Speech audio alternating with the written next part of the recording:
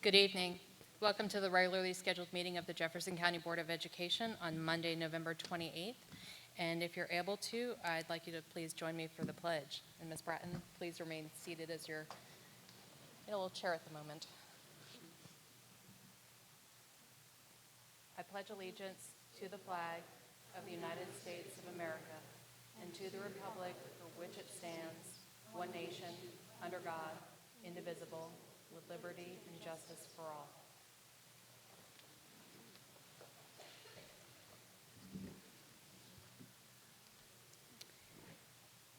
And Mr. Fogel, I believe we get to start this evening with a couple student recognitions, which is always a positive thing. We do. It's always fun to celebrate what our students are achieving in the classroom, on the field, and wherever they may be. We have students who are involved in our community a number of levels. We have students who are achieving academic excellence, athletic excellence, and it's wonderful to be able to bring them here and welcome them to be recognized by the Board of Education and the public at home.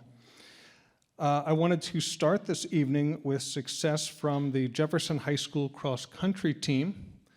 And if there's any of the coaching staff, if they join me up here, or administrators from the school who can talk a little bit about the success. I see Principal Group here. All right, so Jefferson High School cross-country boys and girls advanced to states this year, representing not only the school district, but the school very well. And I believe they're at practice right now. Yeah, so she does not want to talk, that's okay.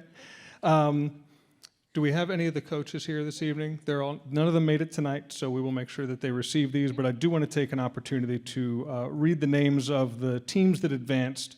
Connor Myers, Justin Gottlieb, Owen Thompson, Kyle Lewis, Reese Hickey, Connor Ireland, Travis Jenkins, and Sean Swartz for the boys team, and then Hannah Phillips, Claire Burkhart, Layla Parker, Faith Vogelsong, Nora Keenan, Mabel Kotzkeev, Allison Dingus, and Ashley Peltrochi-Chillo on the girls team. And head coach Brad Dugan was named the EPAC Coach of the Year in his first season with the Cougars. So outstanding work by all of those students, and this group will make sure that they do receive those at school tomorrow. Stay close, Mary Beth. Next up, we have National Merit Scholars, Layla Parker and Elijah Dillo. Jefferson County Schools was very excited for these two Jefferson High School seniors for being named semifinalists in the 68th Annual National Merit Scholarship Program. Both Layla and Elijah competed with more than 50,000 high scores nationwide to become semifinalists, and they will advance to the finalist level to compete for one of only 2,500 National Merit Scholarships, each of those worth $2,500. It represents less than 1% of high school seniors. So hats off to Jefferson High School for having two of those, and certainly congratulations to those students and all of the teachers who have contributed to their success over the years. So thank you very much.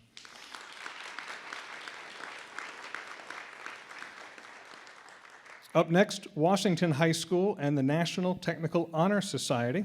If Heather Fauble could join me up here. Round of applause for Heather. Ms. Marcus, you want to join us as well? Round of applause for Judy Marcus. Outstanding career and technical students at Washington High School were recently honored earlier this month as the newest inductees into the National Technical Honor Society, the Honor Society for Career and Technical Education. This is the inaugural year for the society here at Washington High School. I know that this has been a big focus for our school system, for the schools, so really a big deal for them to be starting this now. We have a very large class and some of them here in attendance this evening, so I'll hand it over to Heather to introduce those students and welcome them up to the stage. All right, thank you. It's a pleasure to introduce to you our inaugural class of officers: Kendall Atobi, President; Madison Roggenkamp, Vice President; and Daniel Locarnini, our Treasurer. And these 3 officers joined 20 other inductees this year, and these are all their certificates that I'll be giving out to them. And we look forward to working with this diverse group as we build our Career and Technical Education Honor Society. Wonderful. And I would like an opportunity to hear from these students who are with us this evening. So first of all, if you could tell us your name and then why CTE has been such an important part of your time in school. Okay, my name's Kendall Toby. Honestly, didn't know I was going to speak tonight, so this is a surprise. So could you repeat the question if you don't mind? Talk about CTE and the Honor Society and why this is so important for your school and for you. So this is a big step for our school. Like, we've never had one before, so I think it's important that we spread the information that us in this new group with my fellow officers here that we represent, because that's very important, because we want this community to grow more. And I'm happy that I had the opportunity to be the president. So I think that pretty much sums it up. How about you? Can you talk about CTE and your plans for the future? Hi, I'm Madison Roggenkamp. As you can tell, I'm also an FFA. I take a big part in career and technical education. For me, I really want to be involved with the school and especially those career programs because I'm very focused on agricultural careers. So being able to be involved in an honor society that fits like my schedule and my needs really works for me. So I was super excited to join NTHS, and I'm very happy to see where the rest of this year will go with my fellow officers. My name is Daniel Locarnini, and for me, CTA courses really provide me with an opportunity to gain career-ready skills, which I'll use later in the workforce. And I plan to be somewhere in the engineering field, so I hope that, and I know that these classes have helped prepare me for my future. Thank you very much. If you'll sort of come center, we're going to do a photo op. You want to join them? Parents, this is your opportunity. Please come on and get some pictures of these students.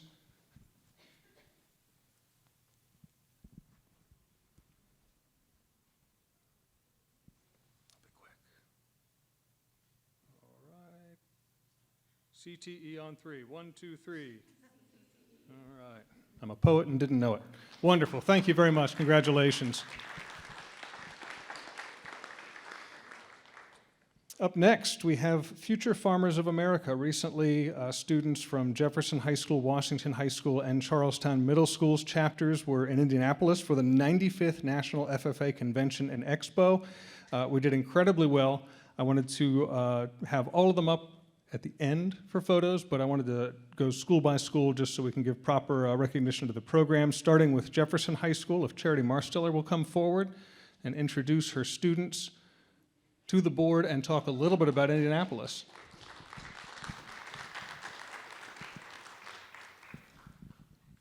Good evening. It's a pleasure to be here to recognize our students. This is Mr. Smith, my new colleague this year, if you haven't met him yet. So we did go to Indianapolis the last week of October. We had 2 teams competing. One team is, I'll let you talk about the mechanics team. One team that I kind of helped, I guess, get them where they needed to be at what time was our Code of Conduct. We like to call it the Code of Conduct. It's actually called Conduct of Chapter Meetings Contest, and it's like a miniature parliamentary procedure contest. And it is only for 7th, 8th, and 9th graders. So we had a group of 9th graders last year who won the state contest in July, and they got to go to the national level and compete. This was the largest number of students in any contest. And so there were actually 294 students in this contest because you can only represent, each state can only have 1 representative. So we were really excited to get out of the preliminary rounds to the semifinal rounds. And what happens is they, at that point, they have different flights. And so they don't actually give us a ranking. We thought we were a silver level, so there's like a bronze, a silver, and gold level. But we ended up thinking we were silver because we got to the semifinals and that only the top 4 would be in the finals. But here, that was actually a gold level. So we were really super excited because that's really hard to achieve. And I don't think that as ninth graders or early 10th graders, they understand how difficult that is at the level in which they were competing. So they were among the top 12 teams in the nation. So we are pretty excited about that. And we are also excited, Miss Haley Owens received a perfect score on her written exam. She was only one of 31 students out of those 294 to get a perfect score on her exam. So wanted to give her a little bit of recognition on that. That's pretty awesome. Do you want me to wait to tell them their names? Okay, so if you guys want to start coming up, we have Briley Bauer, Christopher Croson, Macy Dunn, Haley Owens, Grace Ott, Abigail Shanley, and our presiding officer, Luke Vines.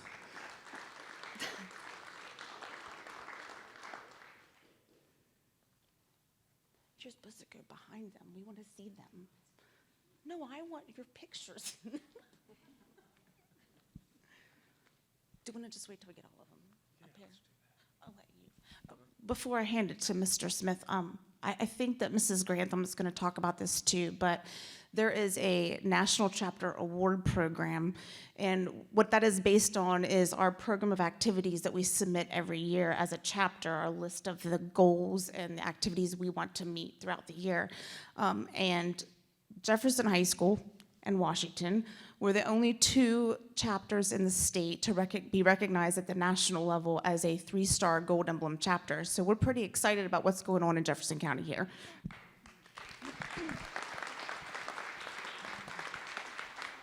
Okay, so I am here to talk about the agricultural mechanics team. So this was a 2-day contest. The first day was the team activity where they had to complete and build and wire a whole stud wall, and they threw a wrench in the plan and actually had them put in a window. So it was something we haven't practiced, but they did good nonetheless. So that was the first day, and they had 2 hours to do this. The next day was the long day where they had 5 components. They welded, they did an environmental, they did a compact engine, which was a mini cat excavator, and there was also 2 other components in the contest that I can't remember, but it was a long contest, 2 whole days of actual competing, and they did pretty good as a team. They placed 33rd in the nation, and they were a silver emblem team. So the members that were on the team were Matt Vickers, Caleb Barr, Marlon Fagans, and Hayden Jeffries.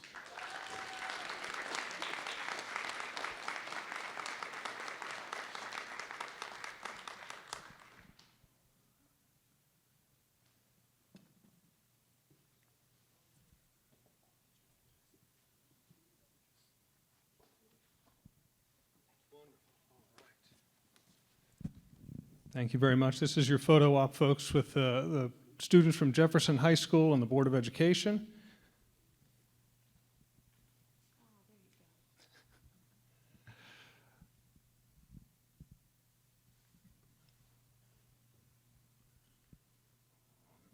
Well, you get the board, I got to go wide angle. All right, there we go. Thank you very much. Don't go too far.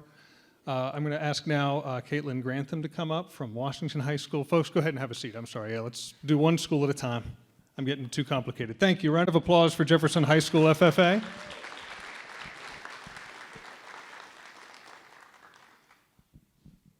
I'll hand it over to Ms. Grantham. So Ms. Marstiller alluded to it a little bit, but Washington FFA was recognized as a gold 3-star emblem chapter at National FFA Convention. So just to elaborate a little bit on what that is, the members filled out an application, a pretty lengthy application that focused on 3 areas: agriculture and spreading awareness about agriculture, building leaders, so how we build leadership within our chapter and our members, and then community, so how do we give back to our communities that give so much to us. And so I think it, again, speaks volumes that the only 2 gold 3-star emblem chapters for the state of West Virginia were right here in Jefferson County. And I also think that speaks volume to our middle school programs as well, because we have some excellent programs at the middle school level. And then we also competed in the national quiz contest at National Convention. We had 2 teams, a junior team and a senior team. I'll let Ms. Friend talk about the junior team. But our senior team placed 21st out of 59 teams, and their contest was strictly on FFA and agriculture information and just recalling that information. So I have 2 members of that team here tonight, Aiden Fisher, who's also our chapter president, and Madison Roggenkamp, who you heard from earlier, who's our chapter vice president. So if you 2 will come up for recognition. Who's here for Charlestown, do you know?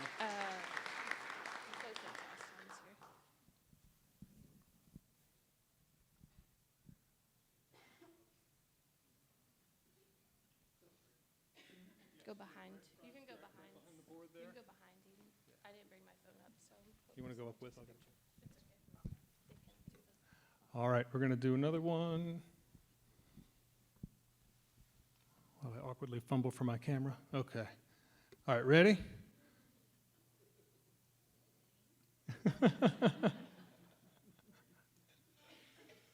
You passed your final test. Well done. All right, 1, 2, 3. Anyone else like a picture? Please jump up. Don't be shy. I'll point out while the students make their way back that Ms. Grantham is a former West Virginia Teacher of the Year, and Ms. Marsteller is the Jefferson County Teacher of the Year who went to the finals this year to represent Jefferson County. So great teachers, inspiring, brilliant minds. Thank you very much. And last but certainly not least, Charlestown Middle School, also traveling to Indianapolis with their FFA team. And do we have anyone? Yes, wonderful. I didn't want to start jumping in too quick. Hi, I'm Kristen Friend. I'm the agriculture teacher at Charlestown Middle School, and I would like to recognize a joint team that we had with Washington High School.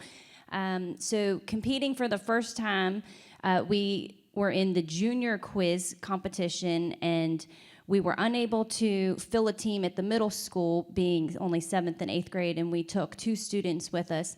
So we borrowed a 10th grader from Washington High School, and we put together a junior team, and they did quite well for the first time ever competing in this competition.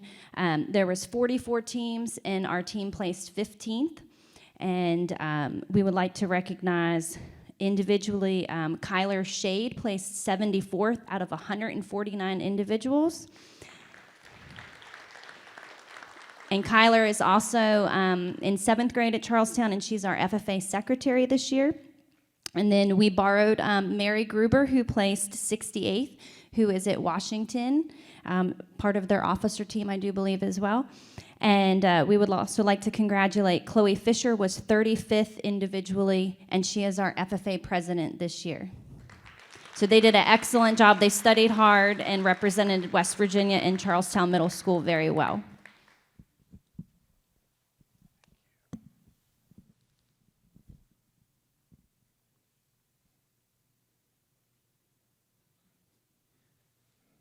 All right. Photo op, anyone? Come on up.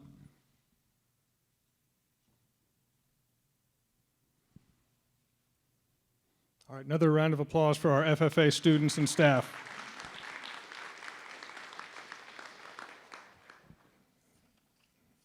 All right, I knew that as we got closer to the end, we would need a little bit of excitement, and so I'm very, very pleased to be welcoming the Jefferson High School cheer team, who is, I know I had to do some. I would like to invite Destine Peck up to talk about her team and her coaching staff and the wonderful success that they saw this season, and I think wonderful things coming in the future. So, and by the way, EPAC Coach of the Year. Thank you. We are very honored to be recognized and very proud of our team and our program. This here with me is Colleen Snyder and Jenny Duncan. They are not alongside with me, but in the front row with me through this entire journey. When with cheer, it's always known as kind of a supporter sport, right? You are there to cheer everybody else on, and it's very hard for people to understand what we do unless you go to the competition. Sometimes they're local, sometimes they're not. So these athletes honestly practice 5 days a week, 3.5 hours a day, and they give their all for 2 minutes and 30 seconds. So sometimes what you may see at games isn't our real ability, and I think that over the years, this program has honestly, exceeded expectations. So when I cheered under Judy Marcus, I mean, you have to give credit where it's due. There's an expectation of you have to win regionals. You have to win, this county, you have to be the best. And so coming in and taking over at Jefferson, it was like, these are some big shoes to fill. I don't know if we can do this. But we hopefully have made her proud, and we continue to try to push the limit. The talent just keeps getting better and better and better, and we have to kind of rise to that. And I remember Colleen said to me one day, she said, if we're not going to states to win, then why are we doing this? And I looked at her and I said, you're right. And ever since then, we changed our mindset. Our athletes changed their mindsets. They believed in what we told them to do. They believed in our progress and the purpose, and they do whatever it takes. And so I'm extremely proud to be a Jefferson High School cheer coach, along with all of the coaches and athletes and parents that give so much support, and administration, and there's no other team in the world that I would rather coach. Some of our accomplishments over the last 12 to 14 years have been EPAC champions. I think that maybe out of 14 years, we've not taken it once. And then regionals, out of 14 years, we've only not gone once, but have been regional champions 12 out of the 14. And 2018, 2019, and 2021, we were cheer state runner-ups in Jefferson history. So we've accomplished a lot, and hopefully we can make everyone proud. Coming up, we have states December 10th, and we are pushing and pushing and pushing to finally get that victory. But there's no substitutions when it comes down to that routine. There's no, if you don't feel good, you got to push through. There's no timeouts. They got to give everything they have for 2 minutes and 30 seconds, and worked 6 months straight from. So I'm extremely proud, and I think that they will make you proud. Oh, what did I do? Introduce them so they can. I would love to introduce your 2022 Jefferson High School cheer team. We have Callie Shipe,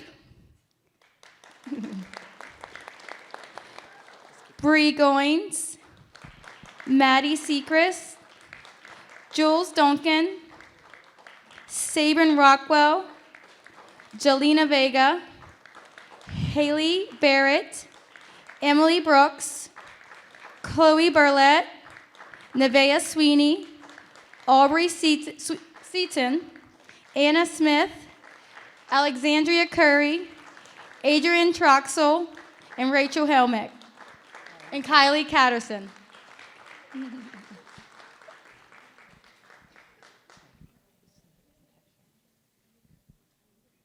you have your phone. Good.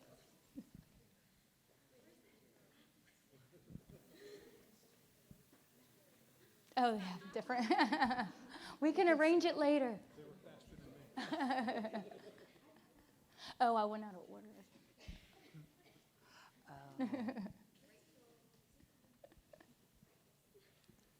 Smile. Don't look, they're doing a pyramid. Rachel. All right, anyone who wants to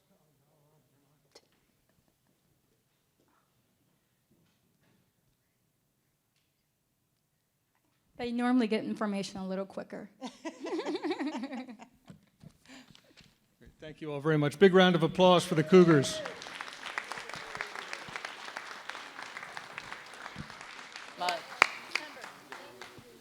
And this is for the coaching staff. Congratulations. All right, and just a sampling of some of the amazing things our students are doing all around our community, in our schools, and in national and state level competitions. So thank you all very much for the time and attention, and thanks to the students for being here and the staff for being here to support. Thank you. Next up, we have the Deputy Superintendent of Operations update, Ms. Joyce White.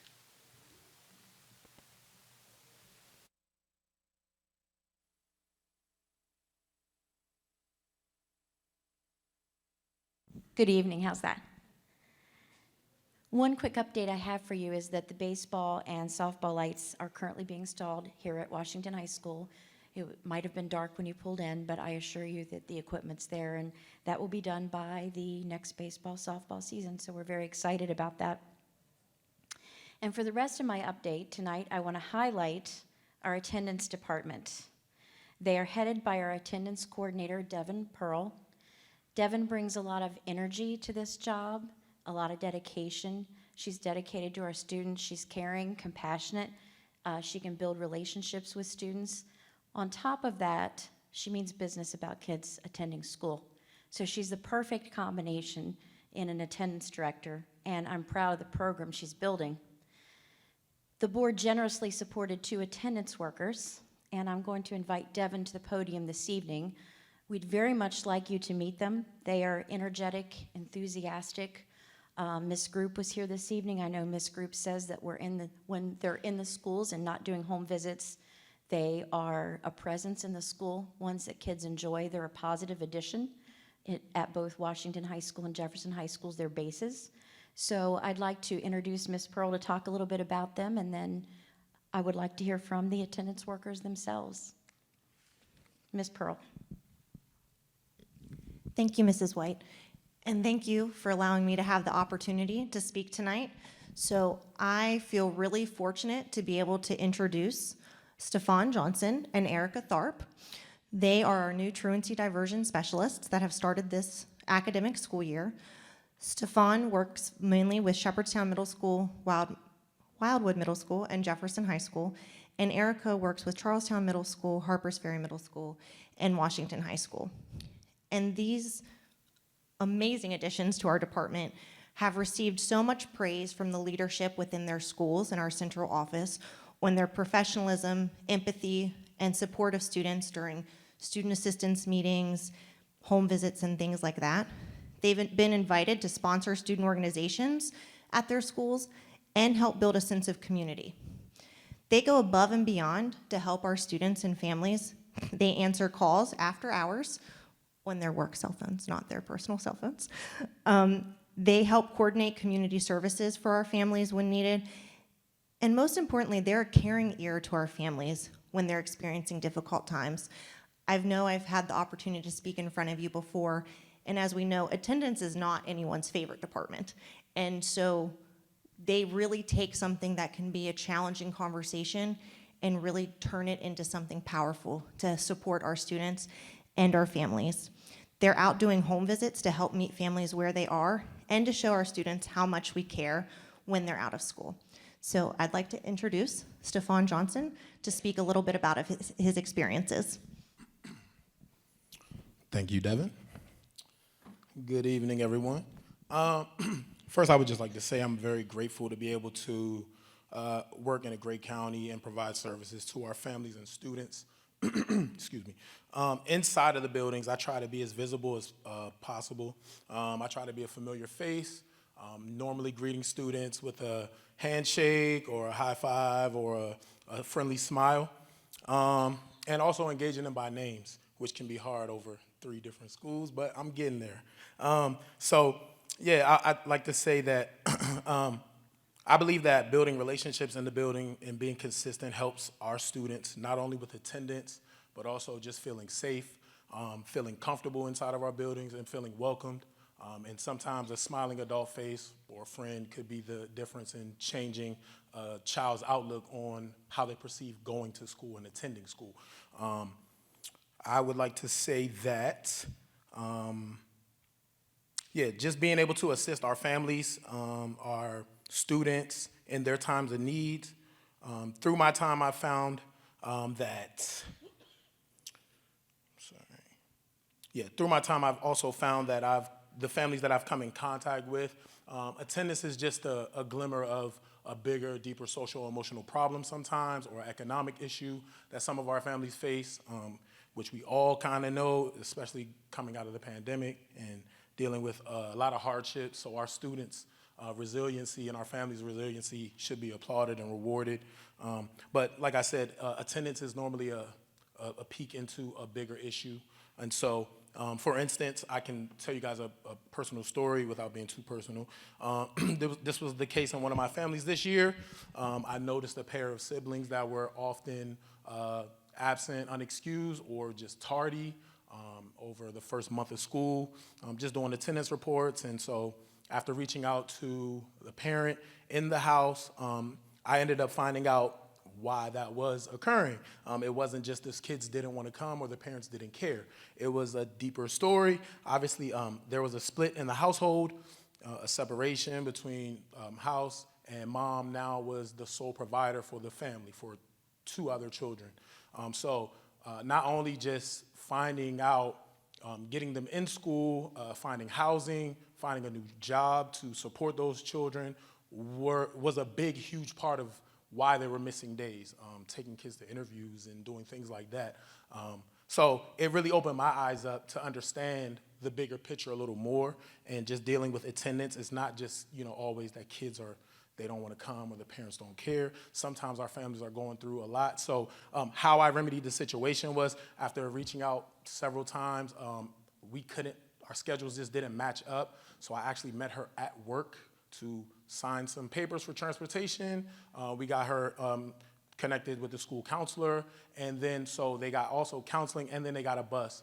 Since that happened, attendance has greatly improved, and grades have went up in these 2 particular students that I'm referring to. So I think that a small issue, if it was gone unnoticed, this could have been bad. These kids may have dropped out or worse. So just the insight to some of the things that we do. We are going to home visits. We are visiting. We are in the streets and in the hallways. I try to be a presence because I know what I needed when I was a young student in high school. And so having a smiling adult face or a friendly face or someone that you just remember or is familiar definitely makes our kids feel safe. And so that's what I'm here to do and continue to do, hopefully. So thank you.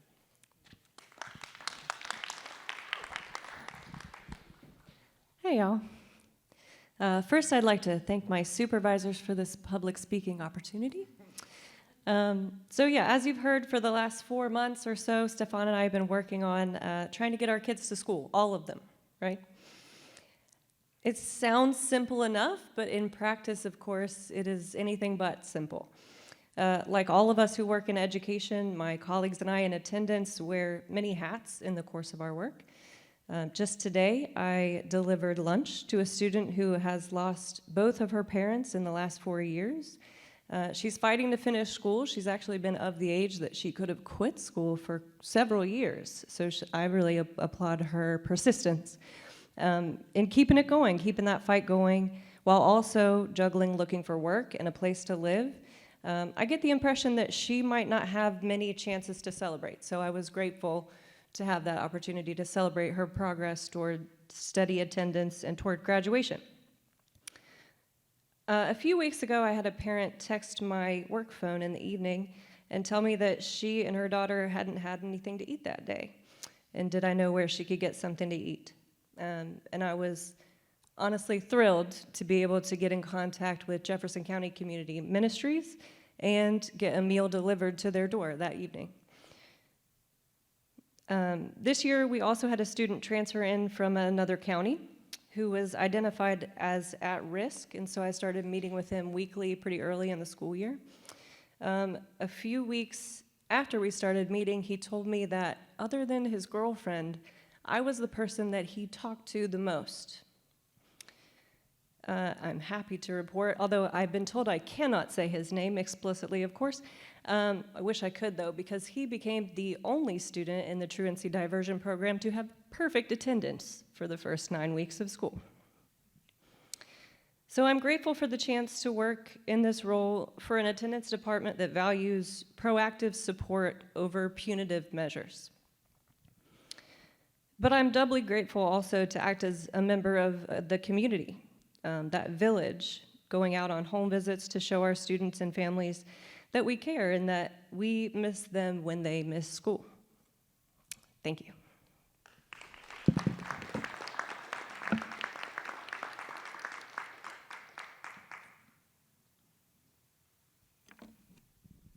If you have questions of us, we'll entertain those. If not, that concludes our update for this evening.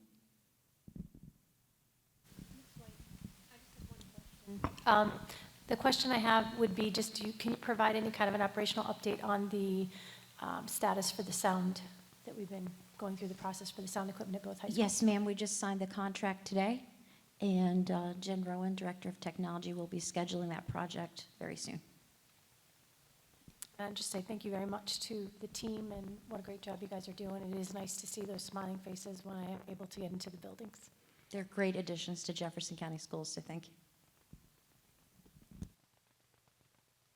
Thank you very much.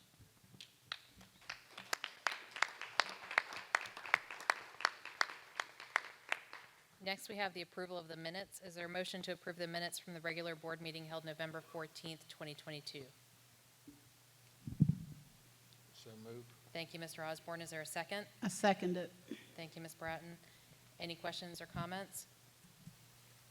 Hearing none, all in favor of approving the minutes from the board meeting held November 14th, 2022, say aye. Aye. Opposed? Thank you. Next, we have citizens' comments. And the first one up this evening is a Zoom one. It's Ms. Bobby Block. And just a reminder, speakers must limited to 3 minutes, and speakers are prohibited from making negative or derogatory comments using a name or position by which an individual can be identified. Comments may not be threatening, profane, vulgar, or abusive, or the speaker will be required to cease his or her comments.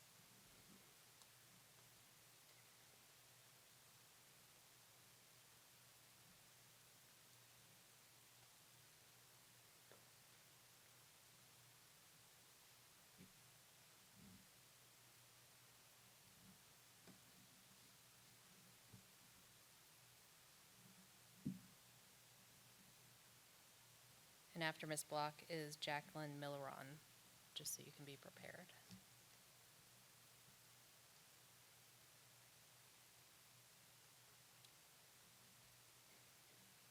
Ms. Block, can you hear us?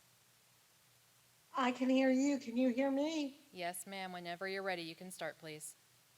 Okay. Thank you, Kevin. Good evening. Appreciate the Board of Education providing the community the opportunity to testify. As an advocate for children and families for over 5 decades, grateful for persons who are willing to serve on the Board of Education. The key word, serve. Trust that you will listen with an open mind as well as an open heart. The key word, listen. After having been in medical facilities for over a year, since collapsing on the bike path between North Jefferson and Rockwell, it's more than important than ever to raise our concerns on behalf of our children.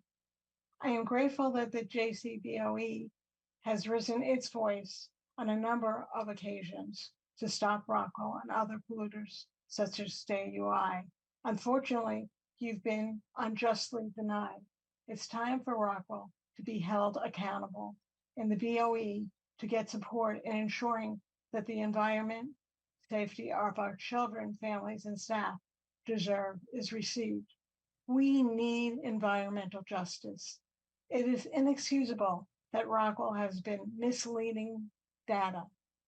Rockwell's behavior is unacceptable and basically attempts to gaslight West Virginians.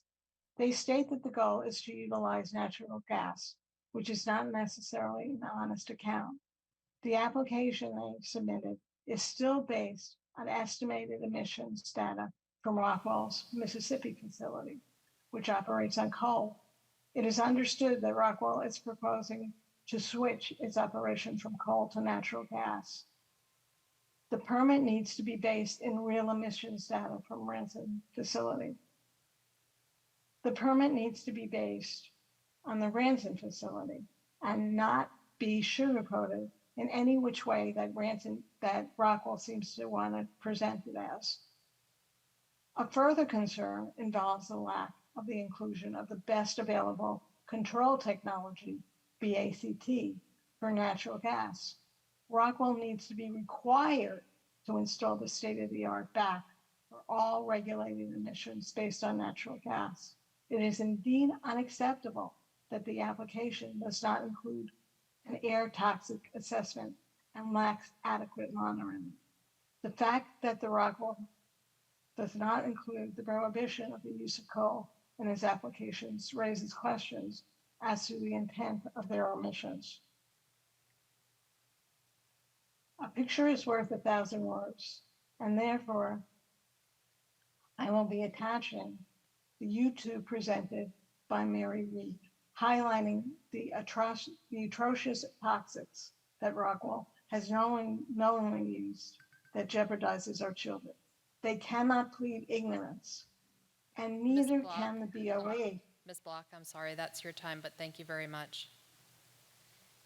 Next, we have Jacqueline Milleron, followed by Stephanie Reel.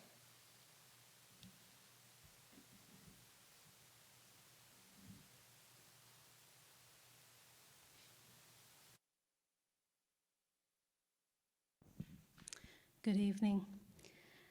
I'm Jacqueline Milliron, and no stranger to the Jefferson County Schools. I've served as a professional substitute for 18 years.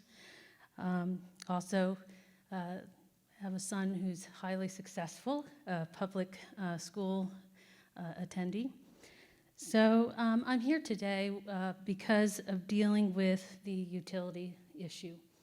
I read an article in a newspaper recently that regarding the water and sewer utility service to a parcel that the school board has in its possession. And I was concerned about some of the things that I read in the newspaper article. I have about 15 years of being a ratepayer advocate in the water and sewer utility world, I guess.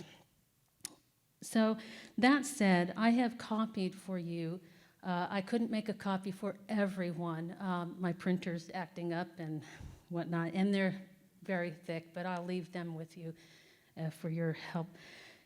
They are a copy of Title 150 Sewer and Water Rules. They're a code of state regulation, and they show you how you can obtain utility service, especially as a public entity.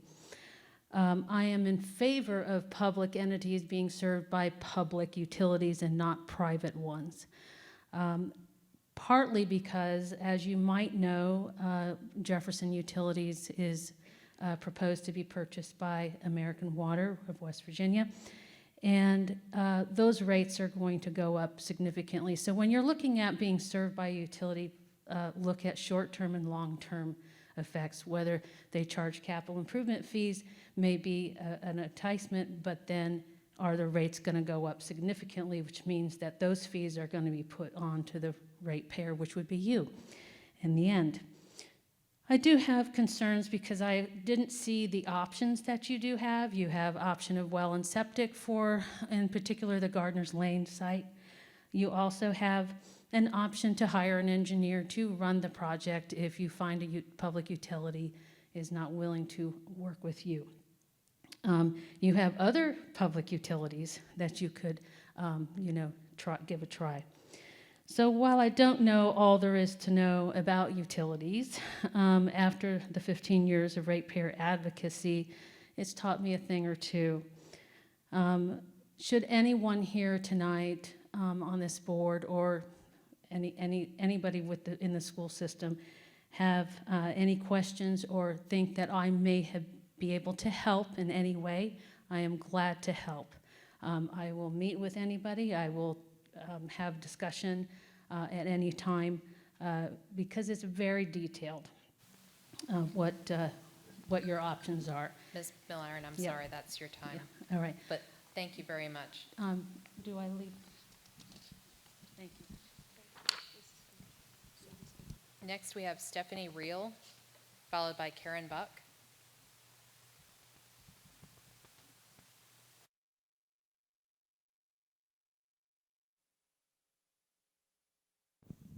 Good evening. My name is Stephanie Reel. I am the general manager for Jefferson Utilities. We are in the Burr Industrial Park off of Route 9. In the almost 30 years that Jefferson Utilities has been supplying water service in Jefferson County, we've had multiple opportunities to work with the Board of Education on helping with issues that have arisen on some of your school sites. One in particular was Shipley Elementary School, where they were having an issue with their inside tank that was leaking and failing. We got water service to that site, and now it has fire protection and domestic service when it didn't before. We take the road of serving the community along with the children of our community exceedingly seriously. And as Ms. Milliron did state, that our new successor that's coming in, West Virginia American, holds that same value, and we take that very, very seriously. Jefferson Utilities is not here today to say that this particular school for Shepherdstown Elementary School is in our service area. It's not. We are here to help in any way that we can. If that is answering a question about water service, we will gladly answer that question. The Board of Education does have the opportunity to work with the Corporation of Shepherdstown on an alternate mainline extension agreement or a mainline extension agreement, as again, Ms. Milliron has stated within the rules of the Public Service Commission. That is something that the town would absolutely do, but they aren't going to actually give the service completely. That is not something the town can do, not under the Public Service Commission rules and regs. We are here again to show support to not only the Corporation of Shepherdstown, but to you as the school board. We know this school is very important to the community. We want to lend our hand if we can. We are here today during this meeting or after this meeting at any given point. If there's any questions, please feel free to reach out to us. Thank you. Thank you. Next is Karen Buck, followed by Rachel Lancaster.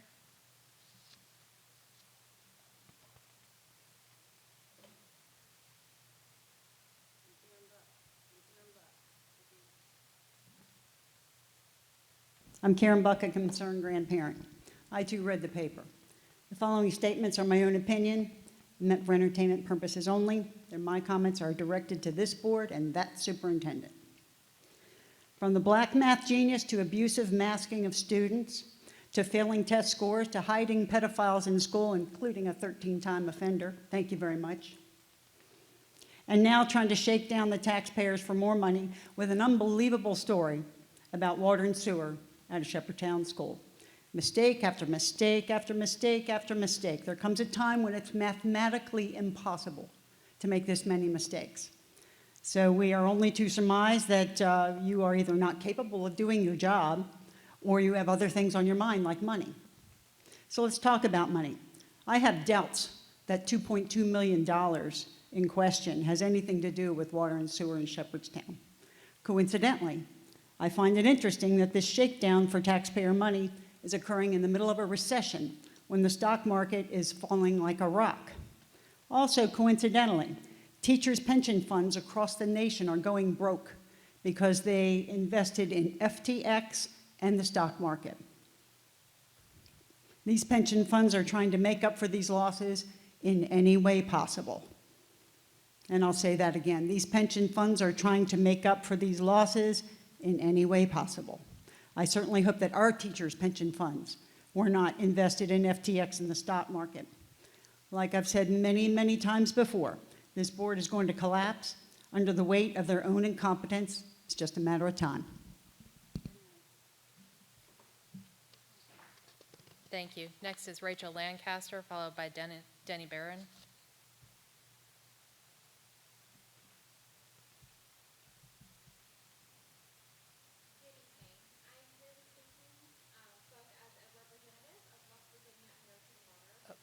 Ma'am, I don't think the microphone. She turned me off. Sorry about that. There you go. If you wouldn't mind just starting over. Absolutely. Thank you. Good evening. I am here both as a representative of West Virginia American Water and also an Eastern Panhandle resident myself. I'm simply here this evening to introduce us into the community and be a solutions provider both in Jefferson County, and we look forward to partnering with both Jefferson County schools as well. As Stephanie alluded to a moment ago, speaking of our values, we not only care about the citizens, but also the school as well, and look forward to partnering within the community and working with you all in any way we can to provide assistance going forward. Thank you. Thank you. Next is Dennis Barron, followed by Lee Snyder.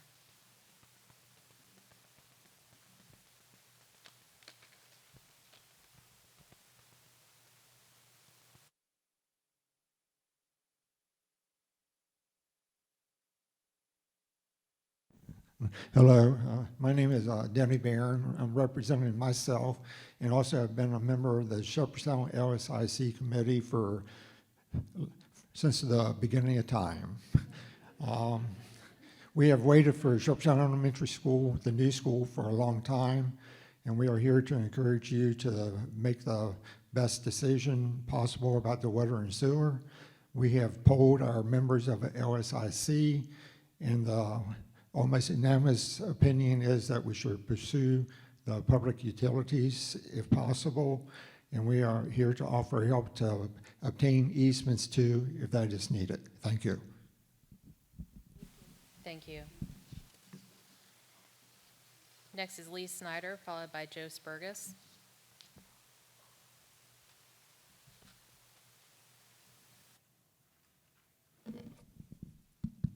Good evening. I'm Lee Snyder. I'm president of Snyder Environmental as well as Jefferson Utilities. And I came this evening not at all to dissuade you from connecting sewer and water to the Corporation of Shepherdstown, because certainly I think that in the long term that would be the best interest for the area in general and the school site. However, I would mention that we installed this wastewater treatment plant at Page Jackson Solar School and at Blue Ridge School. Page Jackson 25 years ago, Blue Ridge 40 plus years ago, and we've operated each of them for you ever since. So if you want to pursue an on-site option, we will certainly be glad to work with you and suggest things that might be effective. Thank you.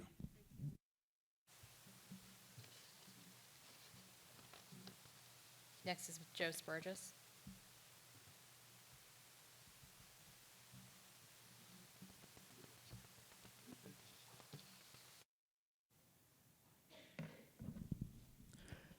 Good evening. Thanks for this opportunity to talk to you and everything. When are we going to start digging at Shepherdstown? That was the question that came up with Mrs. White when she presented to our LSIC about 2 weeks ago. And I guess the whole community is asking that question and is concerned with that question. Why aren't we digging already? We thought we were. Our community, and all of Jefferson County, supported the bond issue.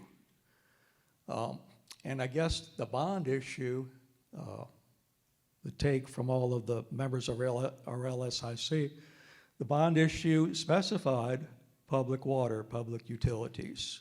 So that's what we envisioned. We didn't envision a problem.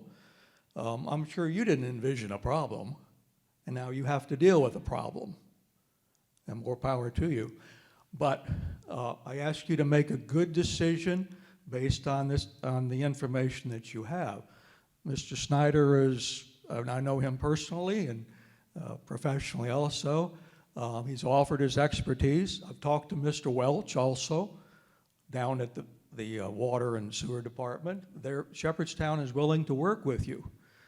I don't know what kind of differences and what kind of issues, and I'm not here to blame anyone. But our LSIC, as Mr. Barron stated, is unanimous in thinking that we need to hook up to public utilities, the water and sewer system. I know the big concern is easements. Nobody wants to get into a legal battle with a number of residents outside Shepherdstown. We don't want a delay. We want to see some dirt moving, and we want to see this project happening. So whatever you determine, I want you to determine it pretty quickly. That's why several of us will be waiting to see what you talk about a little bit later. Again, we are unanimous with the LSSC in wanting to see public water and sewer, and just want to see this project. Also I don't know where the money's coming from. Maybe you don't either. But I know the SBA has a hand in this. The SBA has some money anyway, because I saw they had some grants that they just gave out last week for some different things. I know Governor Justice has about $1 billion. So what is he doing with it, I guess? I guess I want you to be proactive in your thinking about what we can do to make this happen. As Mr. Snyder said, I think the public utilities in the long run, looking ahead 50 years from now, is a good decision, not necessarily a temporary fix. Thank you for your time.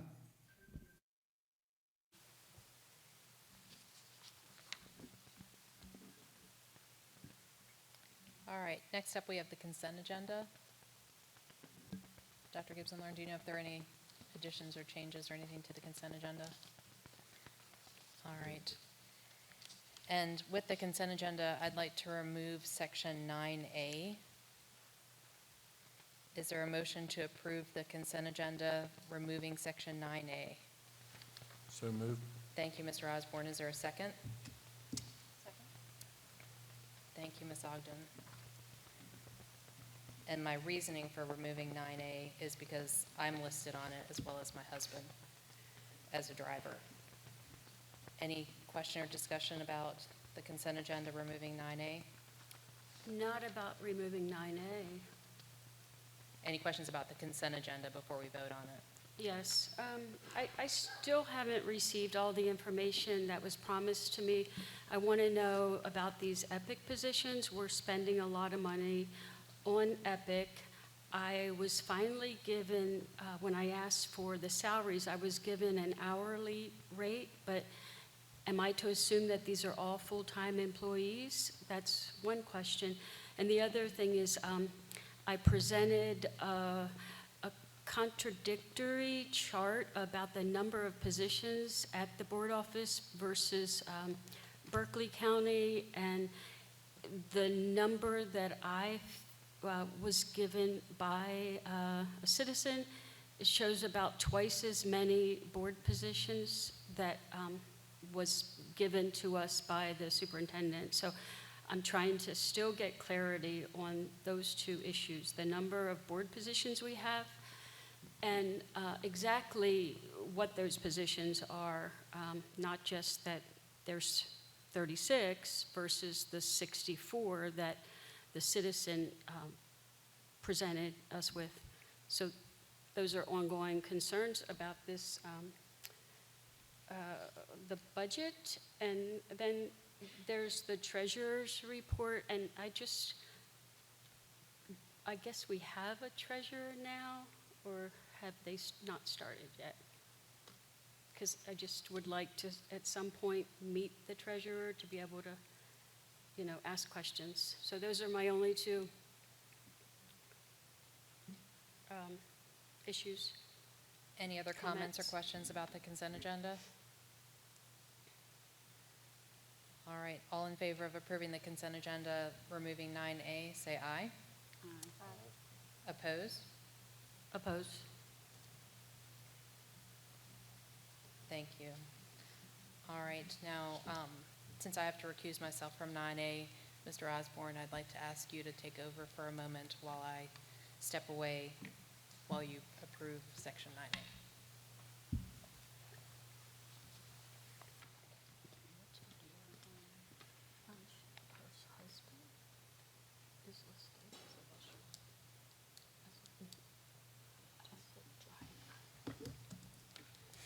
Is there a motion to approve section 9A drivers for 2022-23 school year? So moved. Is there a second?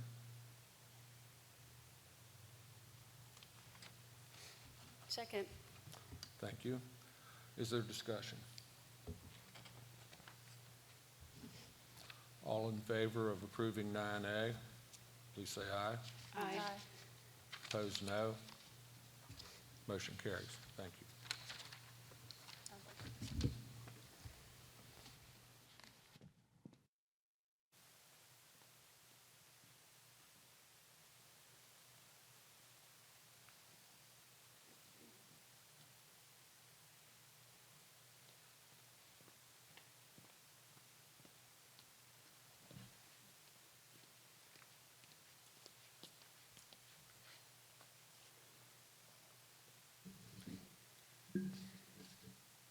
All right, thank you, Mr. Osborne. Next is unfinished business, 11A, review and possible action on Shepherdstown Elementary infrastructure.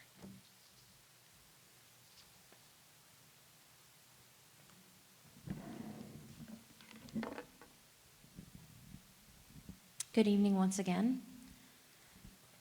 At the last meeting, the board tabled the infrastructure decision for Shepherdstown Elementary water and sewer and had some questions. I do have answers for those questions for you this evening. The first question was about the cost difference between on-site water and sewer versus public water and sewer.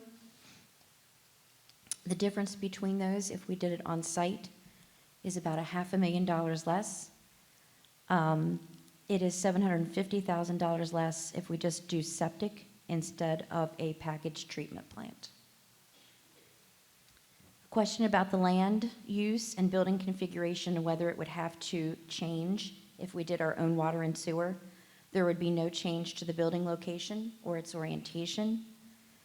Also, there would be no change to the geothermal field. Question as to water availability on the property.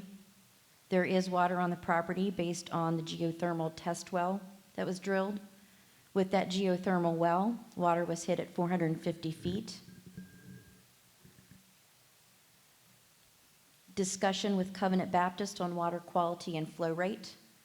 Covenant Baptist does test their water 2 times per year. A representative of Covenant Baptist says they have had no issues with water quality. The flow rate of water is 12 gallons a minute. That is the return rate. And they do use septic tanks at the church. Ms. Harner provided you with water quality reports for 2021 and 2022 from the Corporation of Shepherdstown Water Department. And the WVDHHR has a website for boil water notices that are posted in West Virginia.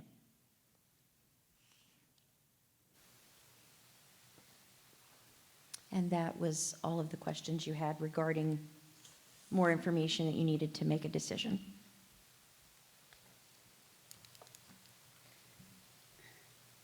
Thank you, Mrs. White. And we should have Bill Shelton, who will join us momentarily via Zoom if you have any questions for our civil engineer, Mr. Shelton. Good evening, Mr. Shelton. Good evening.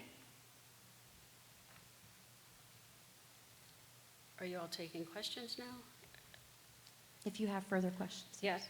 Thank you for getting those questions answered. You're very welcome. I guess the main question is, like Mr. Sturgis brought up, if it's in the bond, does it state in the bond that it has to be public water? I don't have the bond call in front of me. As I recall, it said we would build a Shepherdstown Elementary School and a Ranson Elementary School. So, yeah, I looked. But the bond call's not in front of me, so I can't read it to you. I looked through everything I could find, and I'm requesting that that be clarified. What about the school building authority? How about that application? Is it stated in there that it would be public water? When, Mr. Shelton, you can correct me if I'm wrong, but when the school building authority approved the application for Shepherdstown Elementary, it did include a public utility at that time. So it sounds like we might be locked into that. No, you can make a revision to the school building authority. At a time when they're short on funds? I mean, They've given us the funds they're going to give us at this point, which is $7.5 million. We've not made a request of new funds from the school building authority. so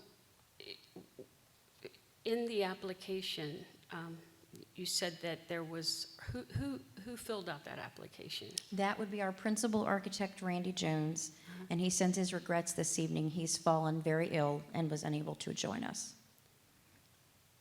But didn't they decide at that point that was the plan, that we were going to connect with Shepherdstown Water? That was the plan, yes. And then what happened?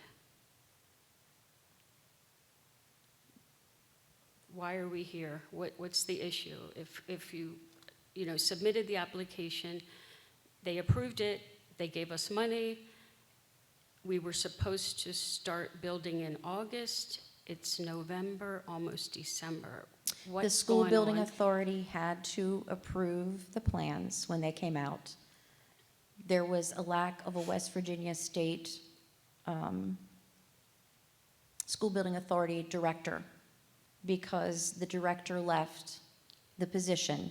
They put a hold on all of the decisions to finalize these plans until they put someone new in place. So we were on hold to submit the project and to get a decision for it. When that decision came out, I came before the board a few meetings ago and asked to go out to bid for Shepherdstown Elementary School. That is slated to happen this month, followed by Ranson. Wasn't that a year ago that they approved it? I thought. We have to go through different processes. So they had to approve the construction phase. They had to you go through 4 submittals. This was our 4th submittal that they had to approve. So can you easily, if it's stated in the bond, can you that easily just redo it? If it's stated that it's public water? I wouldn't think it's that easy, but I don't know. Again, I don't have the bond call in front of me. I'm not thinking it's that detailed. Right. I Dr. just Joy. think we can't really make any decisions until we know all the facts, and that's a big fact. I'm pretty sure it's not too. I just don't have it in front of me. So I'm hesitant to say I'm 100% just simply because. So is there any way for us to get that in front of us? Dr. Gibson Learn is pulling that up so she can read that. And what is the 2 million? What is that for? That's a new cost? Wasn't that initially considered? So I'm trying to understand. It's not it's to bring the line out, you mean from where it's existing now into Shepherdstown. That cost was in the project, yes. So that was It's a current cost it's currently in the cost of building that school, yes.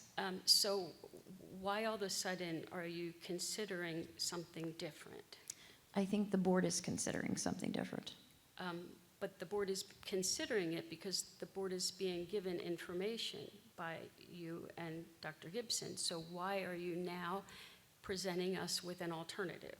If we thought that we were going to get the city water, like it says for sure in the school building authority application and approval letter, and maybe or maybe not in the bond, where's this coming from? So the board has an opportunity, if they so choose, to decide to cut costs, to be able to keep everything they want in the school due to cost overruns, right?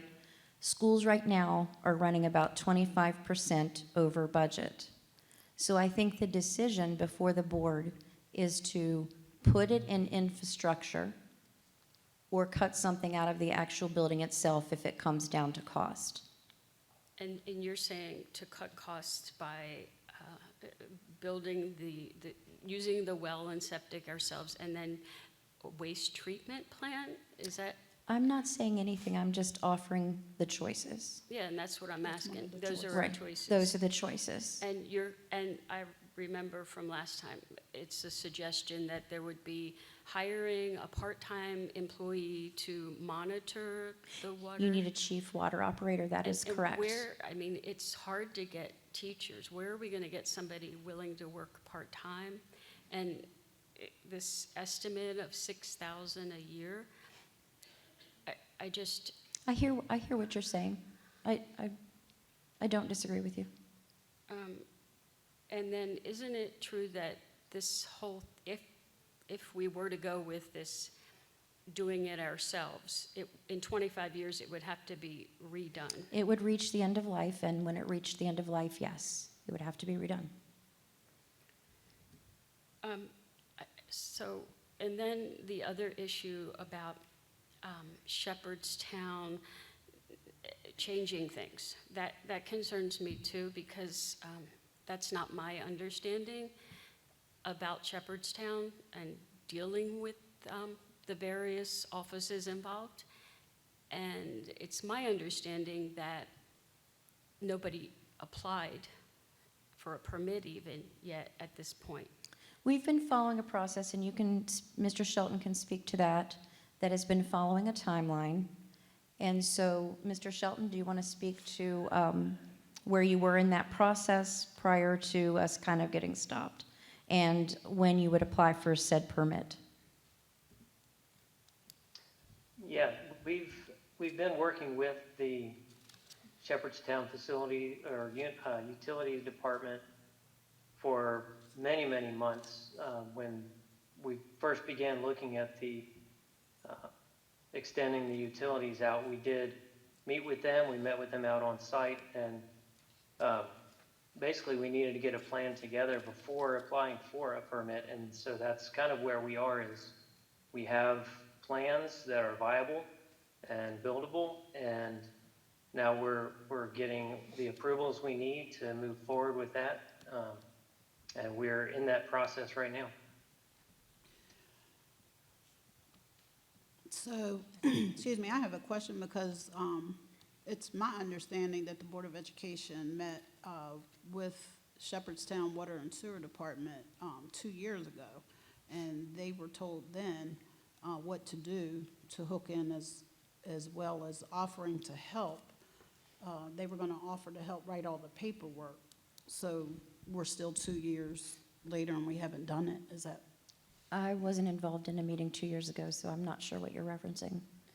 Are you We did sorry? find that in the bond call, it does not specifically say public utilities or water in the new schools. She just looked at it. But it is in the SBA application, and that would have to be resubmitted. Revised, yes. Mhm. Is there a guarantee that they would still give you the money if you change the water source? I don't think that would impact our funding. So how would we know for sure though? Because you're saying you don't think, so, Well, we'd have to ask them. okay. So I don't think- what about this water park or water pad? How much is that? And perhaps that would save money. I'm just curious how much That's extra. not an initiative that is taken on by Jefferson County Schools. Okay. So that's not a factor in any of the water costs? It's not a factor. Is that being rented, the space, the land, or? I just don't remember where that came from. We saw. Yes, it is with Parks and Rec, yes. Yeah. It's a partnership. So do they have any input on the water source? No. Yeah, I was just asking her. From what I understand, I believe this whole issue started because of the fact that we thought we would be able to pay Shepherdstown Utilities, the fee to get the water out there. And then they came back and they said, no, I'm sorry, you're going to have to do the project yourself. I think that's what caused this whole ball rolling. Is that correct? But Shepherdstown is saying that's not the case. Well, when you build a school, we assume all liability for getting the water there and getting it as they want it there, and then they have to approve it at the end. So we put all the cost and money up front, which was the question, and then once all that cost and money's up front, it has to be approved at the end. So the liability does rest for the with the school system. Okay. Responsible for getting all the easements as well. That is correct. We were not totally aware of that initially. So I was told that we don't really have to have easements. And I was told this by 2 or 3 contractors. That's incorrect. We most definitely do, and part of it has to do with the size of that road, the size of that right-of-way. It's only a 36-foot right-of-way. But this is the architect and engineer, they would have known about this up front. So are they the ones that dropped the ball? Nobody dropped the ball. We're right on time where we need to be. And not about what we're talking about now, we're trying to make a decision. So there's something going on. We're not on time. On my end, there's nothing going on. Okay, so we're still going to use the city water of Shepherdstown. I think that now it has come to an agenda item. It's before the board to decide. So has anybody asked if there's a need for these easements? Have you asked if you have to pay? Because last time it was $15,000 per easement. This was just Has anybody gone and asked these property owners? We started that process. So you don't have any final information today? No, this is where we are in the process, is asking for the easements, but that's kind of stalled until the board now makes a decision. Well, I just feel like it's hard for the board to make a decision without knowing everything, without knowing how many properties are involved, how much additional There are money. 16 properties. So we don't know how many are charging us.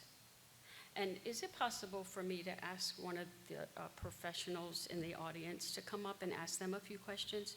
Because there's, is that possible since we're on this topic?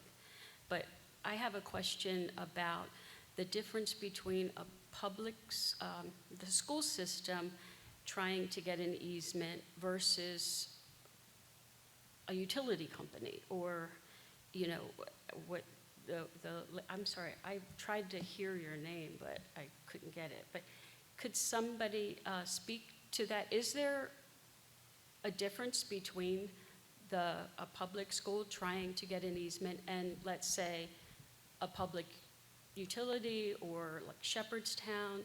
Can Shepherdstown get the easement and promise the citizens water, whereas the school system can't? Therefore, it wouldn't cost them they wouldn't have to buy the easement because the people are promised the water. Is that an option? Is that correct? Does anybody know? What about Mr. Snyder? You seem like you've been in the field a long time. Is that? So in terms of an easement request from the public schools, the Shepherdstown Water and Sewer was clear with us that they would not be requesting the easement from people. They did not. They were clear that since we owned that line until they approved it and we turned it over to them, that we were the entity who had to request the easement from individuals.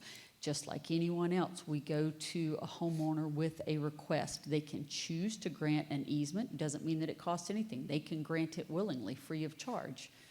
They can say, I will grant you an easement if you will give me this much money. And then the school system would have to make a decision about whether or not to pay for that easement, or a school system as a public entity can use the legal system in terms of right of eminent domain to say that I need to be able to utilize this property for the service of children, for our organization, for the public good, and then you would have to go to court to get a judge to do that.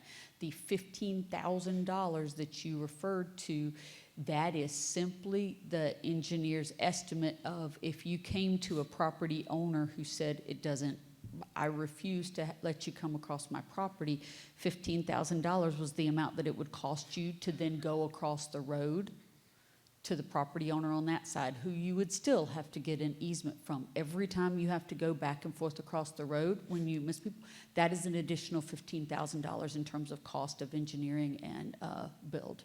That was their estimate, so that's Okay. the dollar figure that's in your head. Could I ask Miss Stephanie? Could I ask Stephanie that she spoke, and she's the director or general manager of a utility company. Maybe she would know what I'm referring to. But is it the case that the public school, if we are going through trying to get the pipeline through a property, we can't promise water? So we would say, oh, so most likely they're not going to agree, they may charge, or we might have to go around. Whereas if it's a public utility or a utility company, they somehow have different laws and rules where they can say, we'll give you water in exchange for the easement. Is that correct?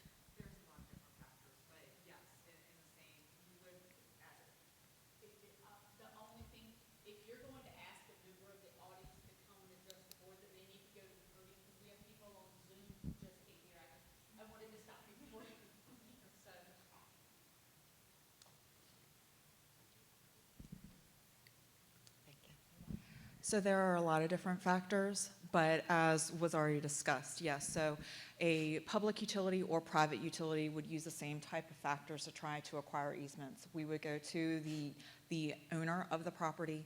We would request an easement to access the property for construction. There would be negotiations going on, just like what would happen with the Board of Education, doing the same exact thing. What's a little bit different is, as a utility, no matter if it's public or private, we could then utilize, we will grant you access with that water line that's being constructed in the future if you so happen to ever would like to connect into that service. Because we are the public water supplier, that would be within our right to do. In our case for Jefferson Utilities, we've had we've been very fortunate that we've been able to utilize that tool in acquiring our easements. Most times you have owners of land that want to have that access, the potential of connecting, but not the you have to connect. We are giving them the potential to connect in the future if they so chose. But the school system can't. No, ma'am, So because you're what would not the school system have to do? Say we're going with Shepherdstown system, what would we need to do then?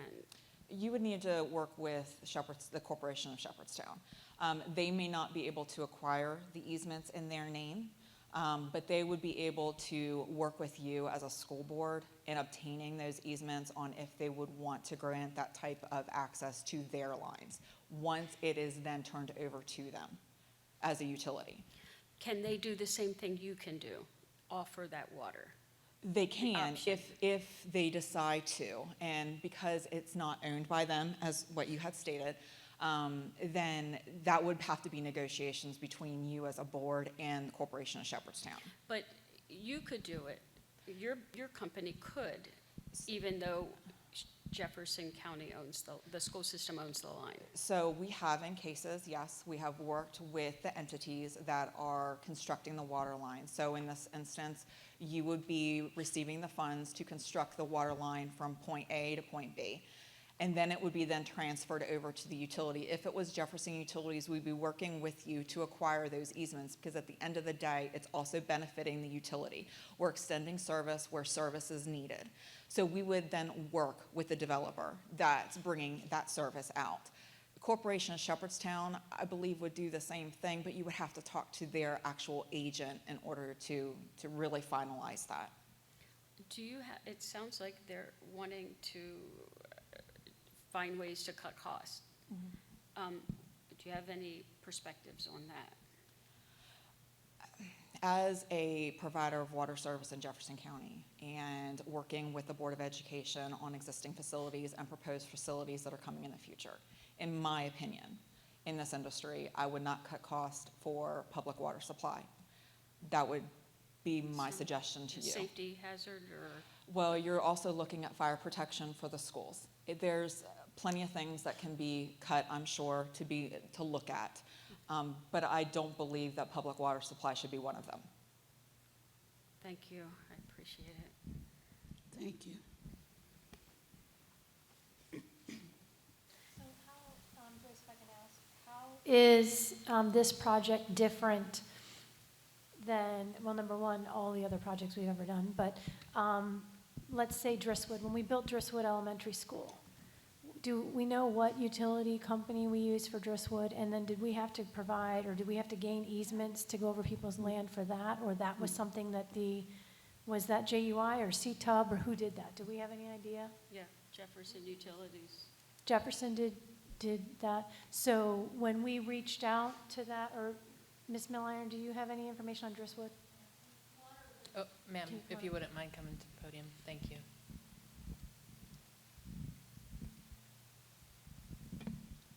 The water service was Jefferson Utilities, but the sewer service was Jefferson County Public Service District, which is now consolidated into Charlestown Utility Board. So I just wanted to make that clarification. It wasn't both water and sewer for Drisswood. So can I just ask a quick question? So Shepherdstown has water out to that Bon Air Road. Where would either JUI or Charlestown Utility Board have a water line anywhere near any of that? Does anyone have that information where it would be feasible if Shepherdstown is not willing to help with that, or? So our closest water line is at Harvest Hills. We're a far distance from the school site. Is it doable? Yes. It's much longer distance to get Jefferson Utilities out to the school site, but we would be glad to look at it if that was something that the board would want us to do. I can't talk about Charlestown Utility Board. I'm not quite sure. Jackie may be able to help with that question though. Do you know? Yeah, the sewer line for what former Jefferson County Public Service District and now is the Charlestown Utility Board ownership goes out to Job Corps Road and ends just right before 230 at the Parks and Rec area. So it also runs up to the current Rockwool facility. Okay, so that's kind of, and I see that Gardner's Lane is right like in the middle. It's in no, I hate to say no man's land type of thing, but that's why I suggested the well and septic, because, you know, utilities have been getting permits for wells all over the place. So it's a doable thing. And if there are other facilities in the area, like you said, Covenant Baptist, they're doing it. I don't see, I think you mentioned Shipley was under a well and septic, I'm not sure, at once upon a time. Yeah. I think we require something much more than just a well and septic, because we're talking about putting two schools, right? They would both need their own fields separate, so that's why we need this. Let me just say, you've got two parcels, correct? And so the one that's in Ranson, that's at the top side of Ranson, CTUB has been serving Ranson, the city of Ranson, water for years. It has water line out there. It also acquired PSD and has sewer line out there. So there's not quite a big a problem with that property there on the north side of Ranson. The Gardner's Lane property I see is a little bit more difficult because it is in an area that is not as accessible to any utility, really. So that's why I think your best option is to do what you've done for other schools that are, and Shipley, I think, was one of them. It was out in the middle of, you know, the hill there. So that's just my take on it. But just to clarify on the CTUB thing, they are there in Branson and are available. So that's why I suggested in my public comment that you look at other utilities, possibly. There's no reason why. There's utilities they're planning themselves all over the county. I've been a very big advocate of orderly development through infrastructure of water and sewer, and that seems to not be happening. It means it's basically the almighty dollar these days. So whoever has the biggest pockets lays down a permit for a well or a septic or whatever. It's unfortunate because these utilities are supposed to be regulated. So that's my 2 cents. But again, I think the situation is a little different at Shepherdstown, because last time we were here, we were told about a waste treatment plant we would have to have on the premises, and where would we dispose of waste? And correct? Are these correct issues? Or? Yes, you could so have. It's different from you just could have a well packaged treatment plant, or you could in fact have septic tanks. Yes, you could do either. So you're saying it's 3 options then? We could have well and septic, or the waste treatment, or the city water. So previously it was the 2 options. So we don't have to go with that waste treatment. We don't need to hire that engineer overseer for. Correct? Who are you talking about? I'm talking to part-time person. Yeah, that part-time. Oh, the chief water operator? You Yeah. would still need one if you did anything other than public utility. You would still need a chief water operator to So test the water data. We already yes. have somebody checking the wells? We do. For the facilities that we have that are non-public water and sewer, there is a chief water operator.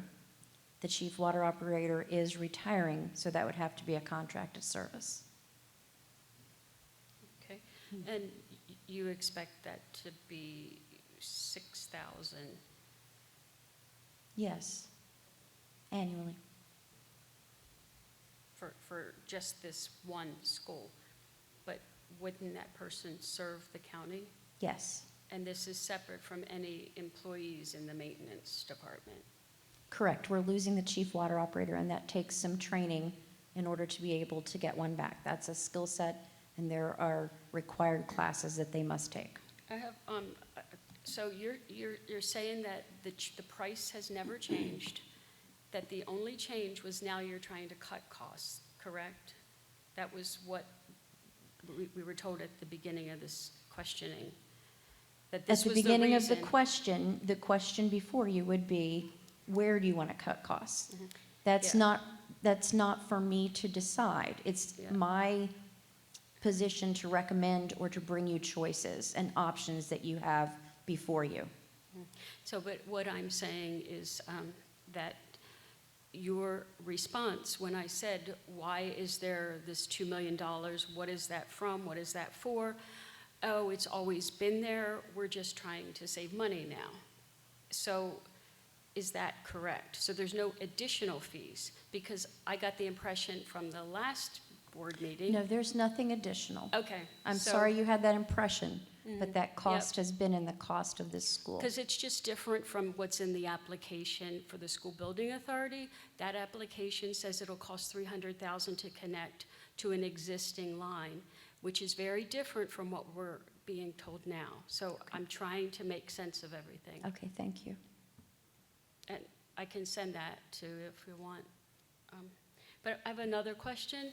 So I got the impression that from the person last week that the reason there were additional problems or costs, I know you're saying there aren't any additional, but he said there were. And he said that it was because it's going to be harder to get through gravel and limestone or in the road. That was So you're my talking impression. about Randy, is that correct? I think so. Okay. I can't remember who it was, but I Bill, do you want to speak to that then, please? Have we lost Bill? No, I'm still here. I'm not sure what is the question there? I think the question she has is she assumed that there were $2.1 million in additional costs for the water and sewer that weren't already included in the cost of the school. She thought it was on top of the costs for the school, rather than embedded in our final bottom line. No, I don't know exactly for sure. I'd have to see the documents, but I believe the 300,000 is the connection fees for Shepherdstown. I think that's what we had in the application. That's what Shepherdstown charges for connecting to their utilities. It wasn't the construction cost of connecting to Just the those connection utilities. fee. I'm not asking about that. I'm asking about I that believe 2 that. million that we were told last time. And the issue that I got from it, maybe I got it wrong, but there's something different about the roadway that wasn't expected. That was what we were told. Is that not the case? Is it simple that you can just go through the road then? Because why can't we just go through the road, the right-of-way? I remember reading in your document, I guess it was your document, there's 32-foot right-of-way? Is that right? Correct. Yes. What I read was 32, and was it, no, it was 16, yeah, 32, 16 feet, the state requirement. So two things, have you attempted or considered to go through the road without having to go over these easements? And I think last time we were told that there was a problem with the ground getting through. Is that correct or no? Unfortunately, I wasn't able to attend the last meeting, but the cost of installing the line through, because of the narrowness of the right-of-way, the utilities would have to go actually under the pavement. And so you would be digging up, going through the pavement all the way, and that is additional cost not only for the excavation and reestablishing the asphalt, but also in traffic control, you'd be cutting down that road down to one lane for, while construction's going on. So it would be much more costly to actually go through the road. So you initially considered easements then? Yes. So then, I don't understand why these easements are such a new issue, if that was already factored in the initial cost, and whoever planned it and engineered it. It's about the timeline before you begin construction. Construction's not begun yet, so we're trying to adhere to a timeline, which Randy told us last time was by the end of December. We had to know so that we could proceed one way or the other.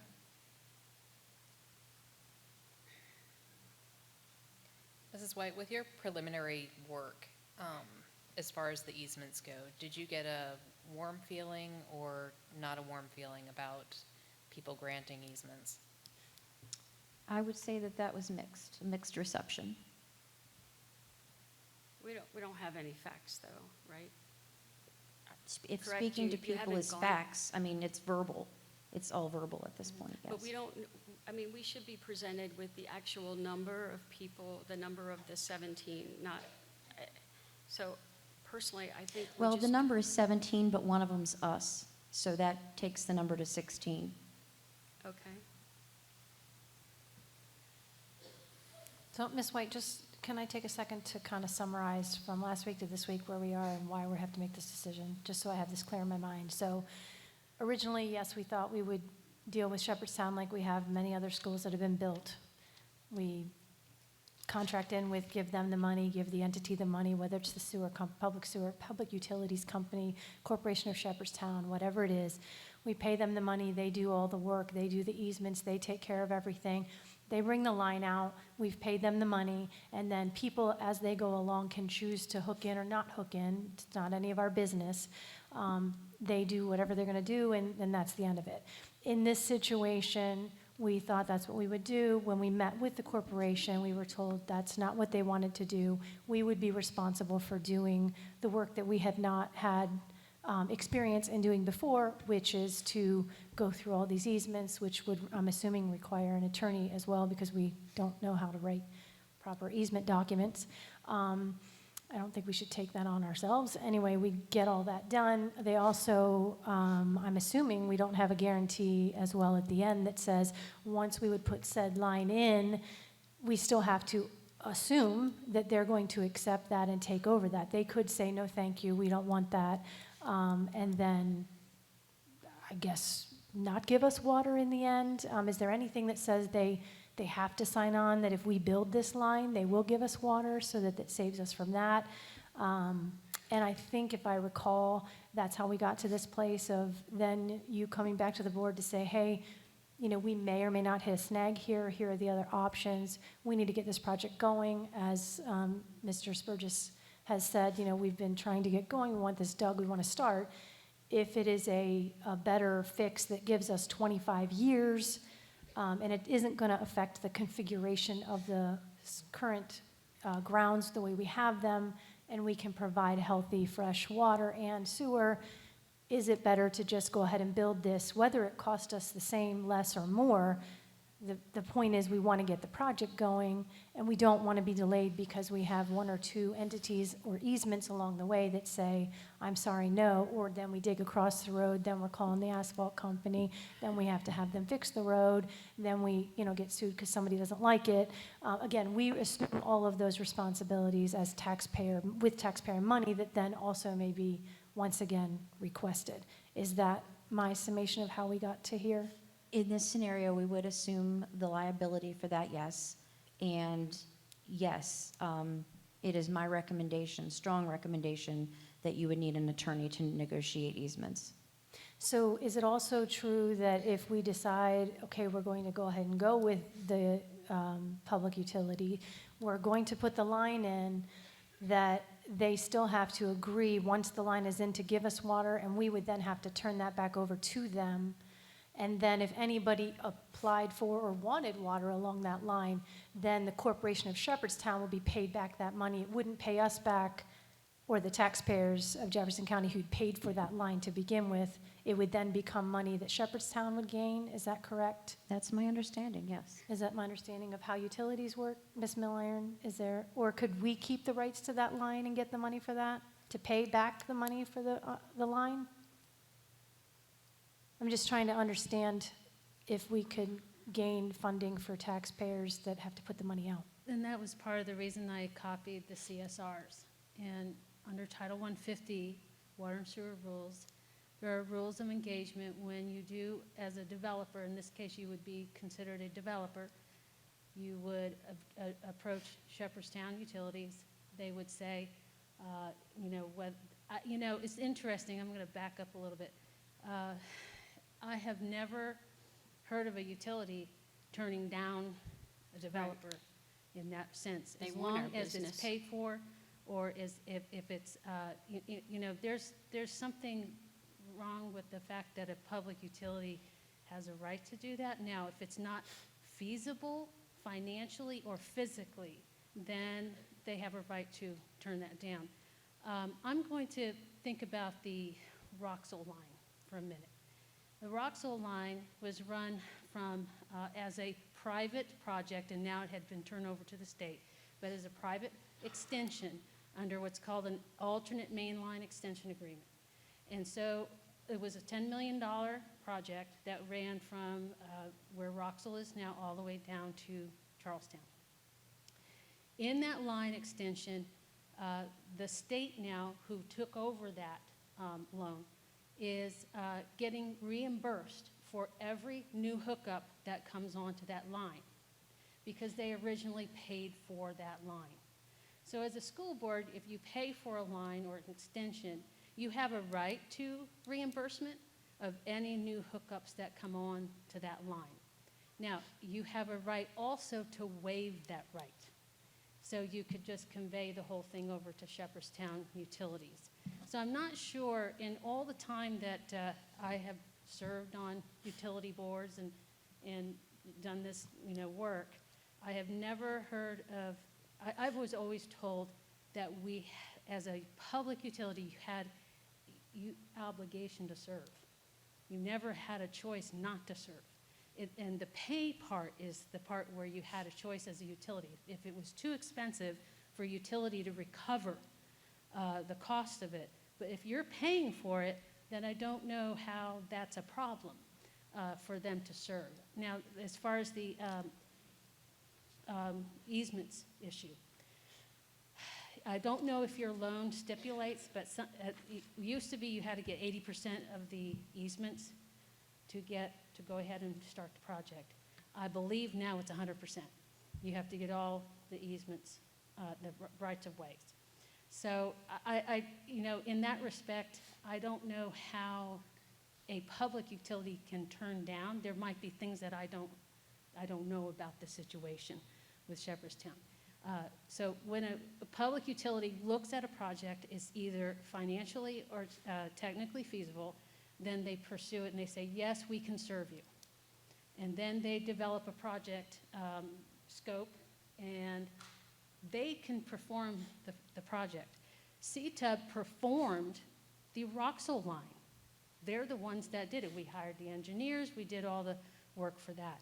So I don't know how this is put back on the school board to having to be the person that does the project, where a utility can do the project.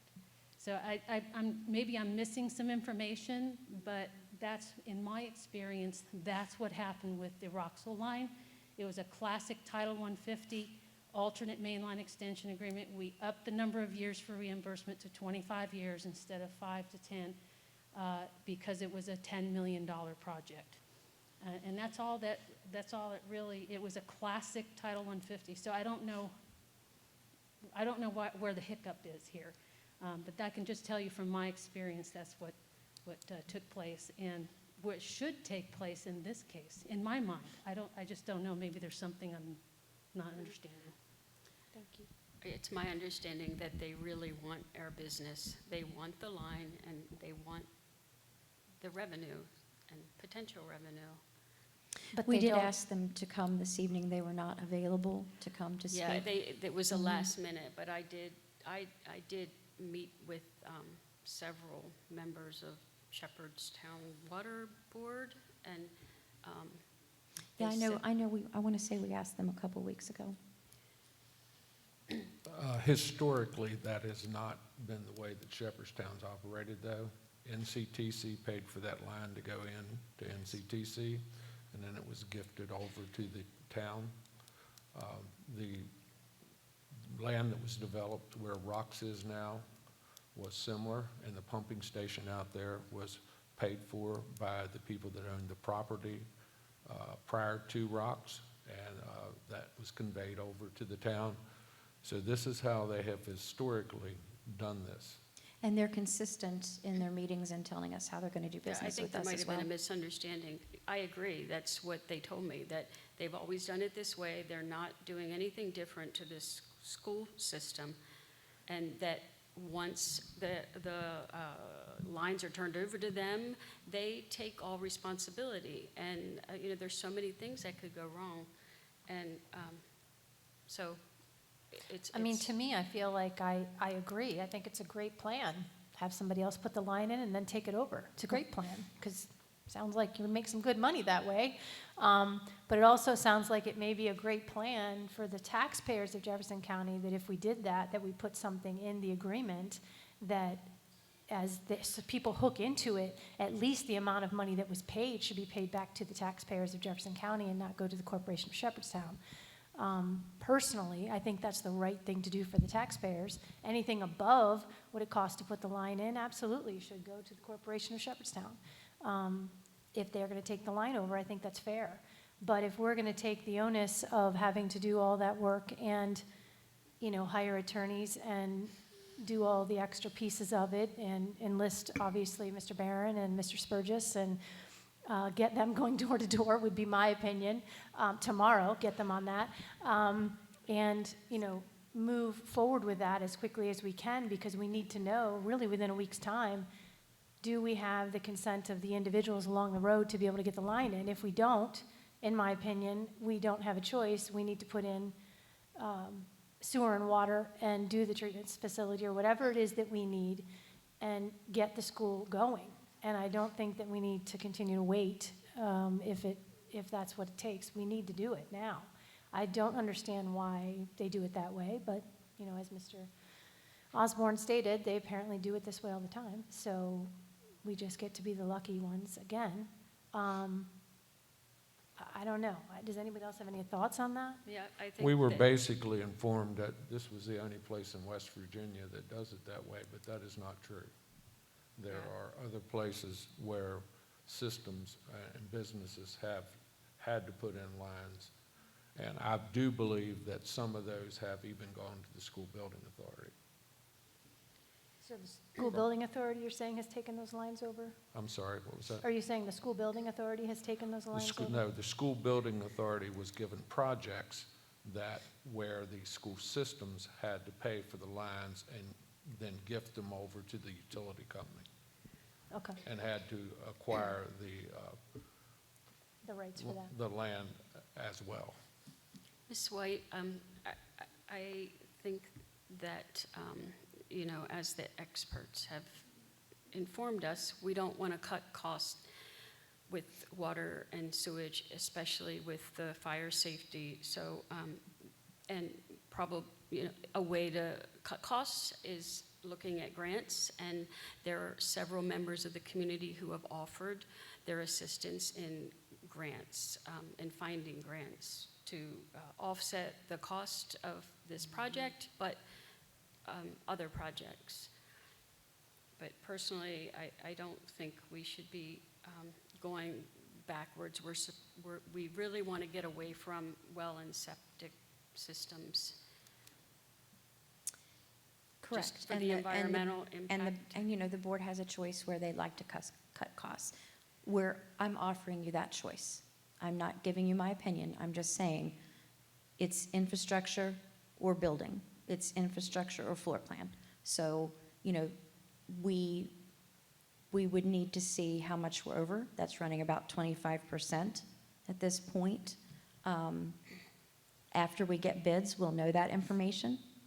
But in the meantime, knowing the cost of things these days, that's the choice before you. Is it's something needs to be one end or the other, and I think that's the choice you have. So if we can get grants, though. we would- What, can you name some grants? Because Well, the only no, she grants just said available to us are SBA funding.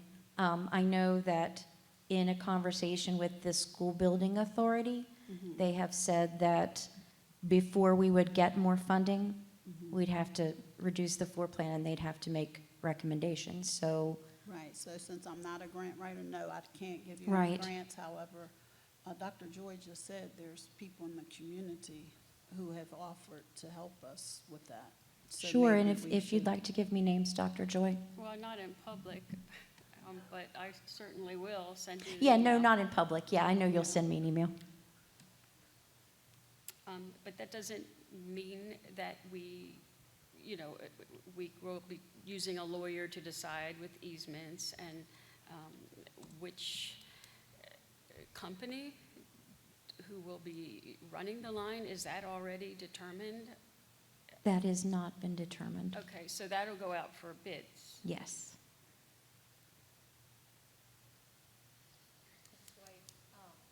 How long do you estimate getting the easements? How long would that process take? Do you have any idea? I do not. I mean, the first thing, as you said, we have mixed results. We need to continue the conversation with homeowners.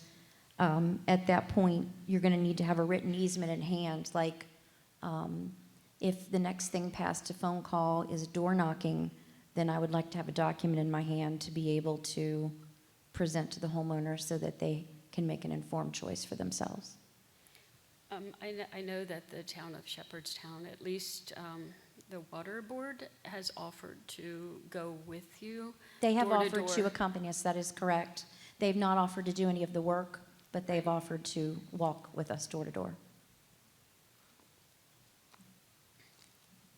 Is that something that you think we could realistically get by December 12th?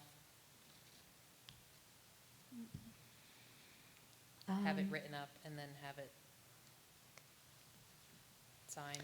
I can certainly try. I mean, I can't speak to homeowners, you know, and what they'll say or do or how fast they'll want to move, but I can certainly make sure that we do our very best to make that happen. I just know Mr. Jones mentioned that, you know, we need this answer soon, the beginning of December. And Yeah. so our next meeting is December 12th. Yes. If at that point in time, we know that, you know, half of the homeowners have said no, or half of the homeowners have demands that we can't meet, then we don't really have an option. So that's the next thing the board would like me to pursue then, as far as questions, is to how many would give easements and if there are any stumbling blocks. I don't think it's how many would give easements, it's how many did give easements. And signed, yes. Right. I mean, does anybody have any thoughts on that?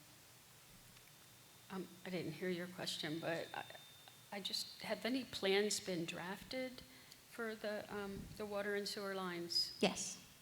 And who did those? Bill Shelton, the civil engineer, worked to Okay. get those done. And they're the ones claiming that we definitely have to have these easements? Mhm. Okay.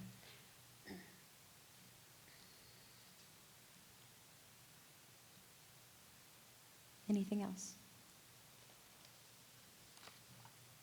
I think it sounds like if that is the sticking point, I mean, to me, I think the sticking points are, number one, the easements, number two, deciding on or getting some kind of a written verification that if we put this line in, are we going to get water? Are they going to give us water in writing? And the verification for the taxpayers that are we going to get paid back any of the money with, I'm assuming, the thousands of homes that then we then open up a water line to for people who want them or want to build somewhere in Shepherdstown.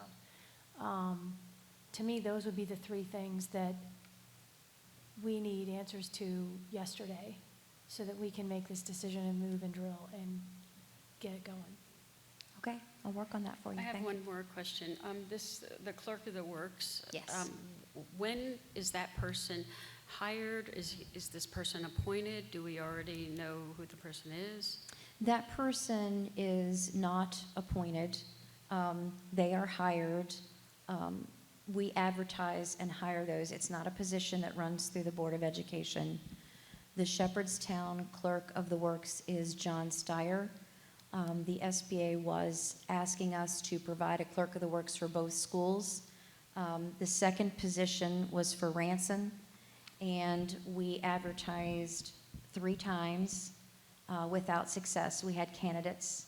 They just were not willing to do a job for 18 months and then be out of work. So they were qualified candidates. We went back to the SBA, and they have said that we can have 1 Clerk of the Works for both projects. So that is what we will be doing for these projects. So using the one from Shepherdstown, is that? Yes. Okay. And is there any time frame on either school being ready to go? Built and?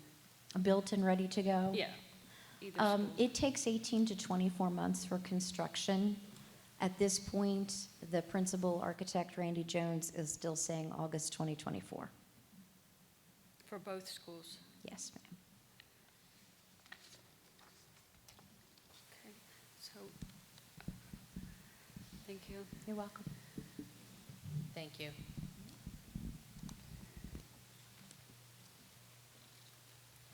All right, next up, we have possible action on easement request from the Corporation of Shepherdstown.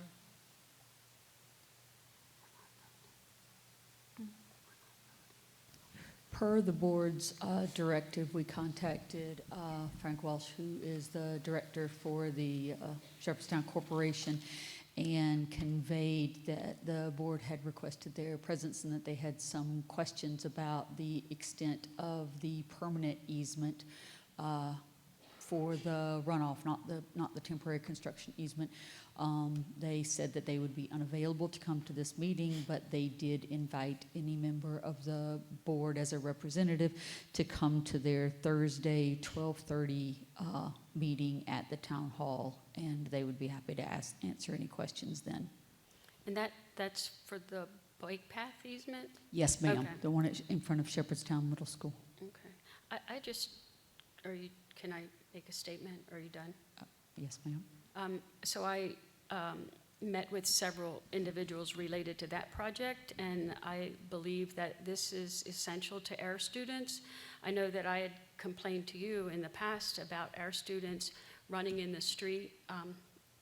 Part of the cross-country team, track team, they had to run through the street to get to eventually Morgan Grove Park to practice. So I believe that we either, give them the right-of-way so these students don't have to go in the street. They can walk at least down the sidewalk. They would only have to cross one street. This easement is for our students, is what I've gathered from everybody I've communicated with. And it's a safety issue. And if we're not willing to let them put the sidewalk, we should do it ourselves, or we should, give them the space to run on school property, which, it's not big enough. So that's all I know about it so far. But I intend to go to that meeting on Thursday. So I believe that it was the board's intent all along, as they conveyed previously. They have no problem with the project and are supportive. They simply wanted to understand, because it was not spelled out clearly in the document, what would be involved in the permanent easement portion. And so you had some follow-up questions regarding that. If Dr. Joy wants to serve as your representative at that meeting and ask those questions. That's it. Permanent easement with the water drainage, because we wanted to make sure that, the football field wasn't going to be a pond with their plan. Yes, ma'am. My understanding from the board clearly at the time is that you were supportive of the project.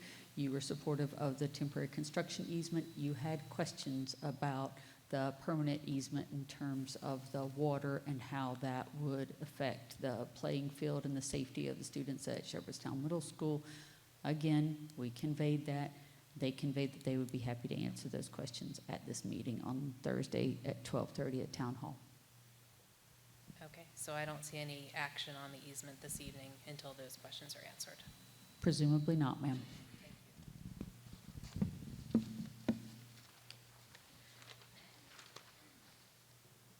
All right, next we have new business 12A, action on approval to name the library at Jefferson High School, Sarah Lewick Library and Media Center, presented by the leadership class.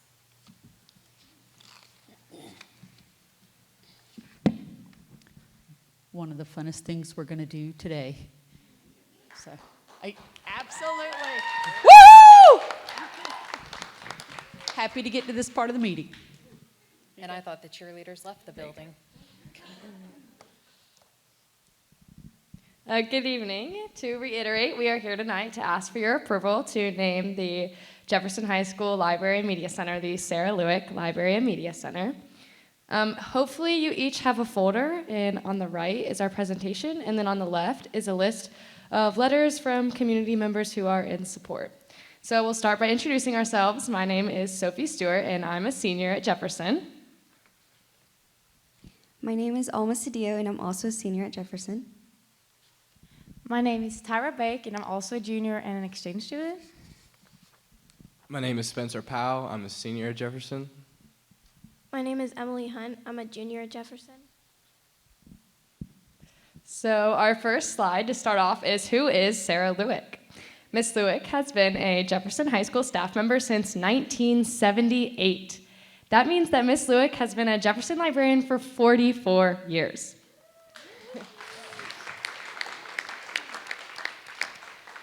Ms. Lewick is the secretary of the Shepherd Library Committee, where she is the chair of fundraising. And one of her accomplishments as the chair of fundraising is putting on these galas every year.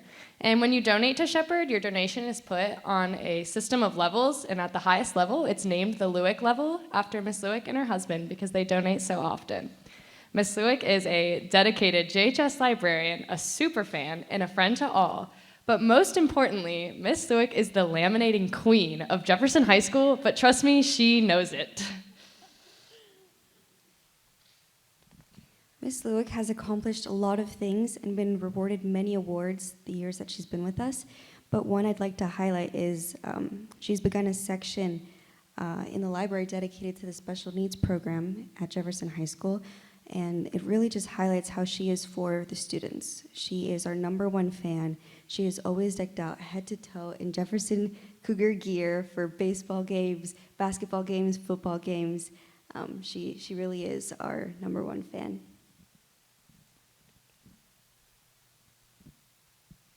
Miss Lewick loves the students and the school, so she attends as many Jefferson events as she can, and she rarely misses a day of school. That's why she has over 400 sick days.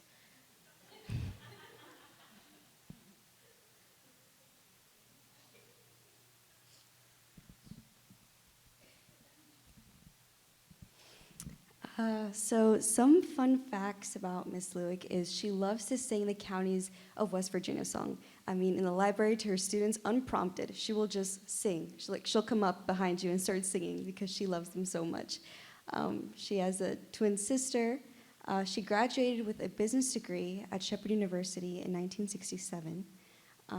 She always dresses up for Jefferson school dances. And her husband actually donated the current Shepherd Ram, and she actually drew the first pitch at a Jefferson High School baseball game. And when she asked how she'd done, the umpire said, "Miss Lewick, I can't find your ball."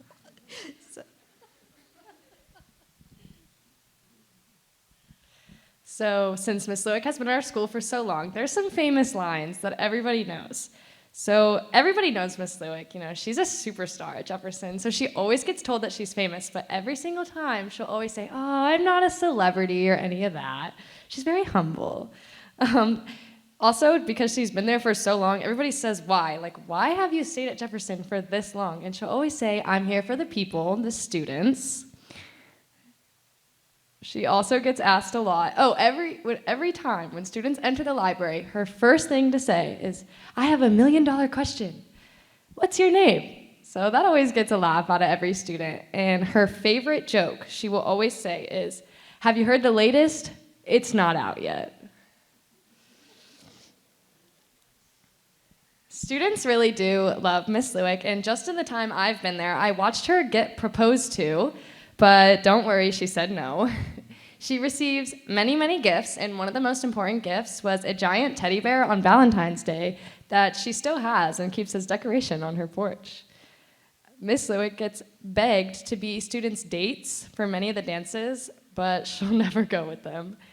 And if you're ever looking for a specific book that's not in the Jefferson Library, all you have to do is bring it up to Miss Lewick, and she'll gladly get that book and put it in her library for you.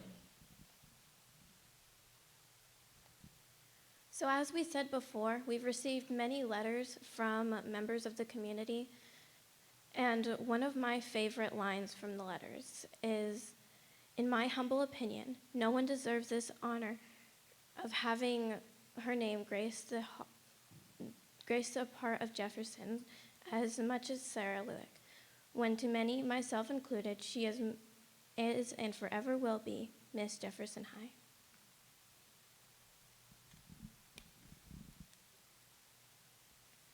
And here we have some pictures with Ms. Lewick throughout all her years at Jefferson High School. Most of them are normal school photos, as you can see. And in the right corner, there's always a picture of Ms. Lewick and Ms. Hercules teaching all the seniors how to dance at a senior picnic. So we have gone and presented for the Faculty Senate and the LSIC meeting, and when we were and we've gotten approved from both, and when we were at the Faculty Senate meeting, we asked if they would like to fund anything where because we're gonna, show off the library being named after her, hopefully something on the outside and inside to show it off. And they approved it, so all our funding is being covered and all that. And so far, we are still in the planning process of getting ideas to figure out what we want to do, like what we're going to put outside, what we're going to put it inside. And so far, we have a lot of great ideas. And we're very happy that Miss Sarah Lewick has been able to attend. We would like to call her up.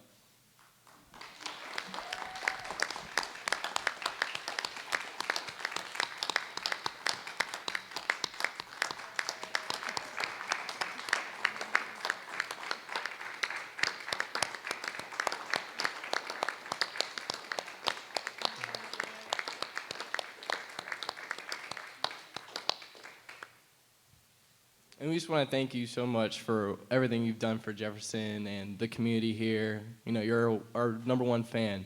And thank you guys for your consideration on the vote. She's got the Jefferson colors on.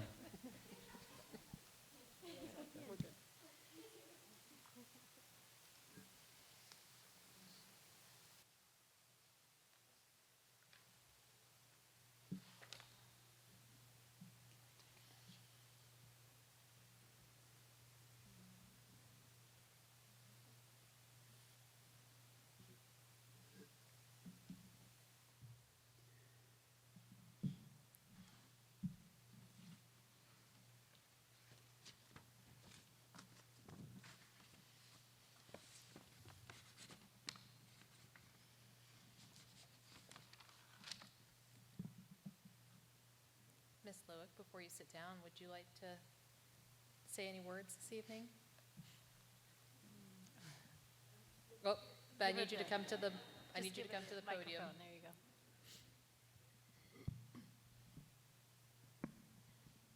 I'm speechless.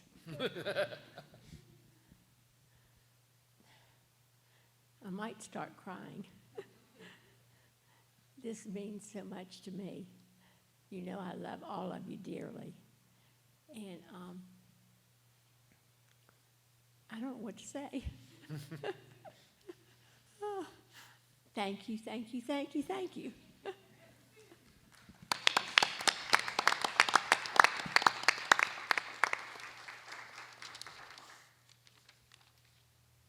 All right.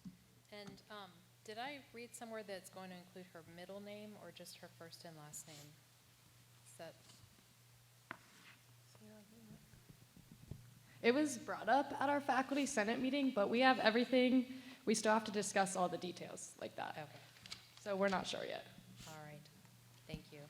So is there a motion to approve the naming of the Jefferson High School Media Center and Library, the Sarah Lewick Library and Media Center? So moved. Thank you, Mr. Osborne. I second it. Thank you, Ms. Bratton. Any discussion or question? I just want to say thank you for all the years of being in Jefferson for 15 years with kids. I know that my kids have felt nothing but love from you. Thank you very much. Yes, thank you, because you were there when I was there, Ms. Lewitt. Thank you. All right. All in favor of naming the Jefferson High School Library and Media Center the Sarah Lewick Library and Media Center, say aye. Aye. Oppose? Congratulations, ma'am. Congratulations.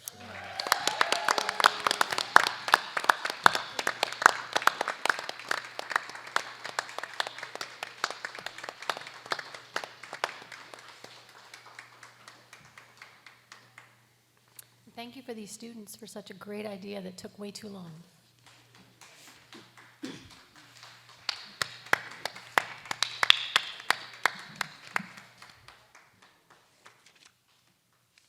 All right. Next up, we go to action on approval to place the high school semester exam policy out on review and comment.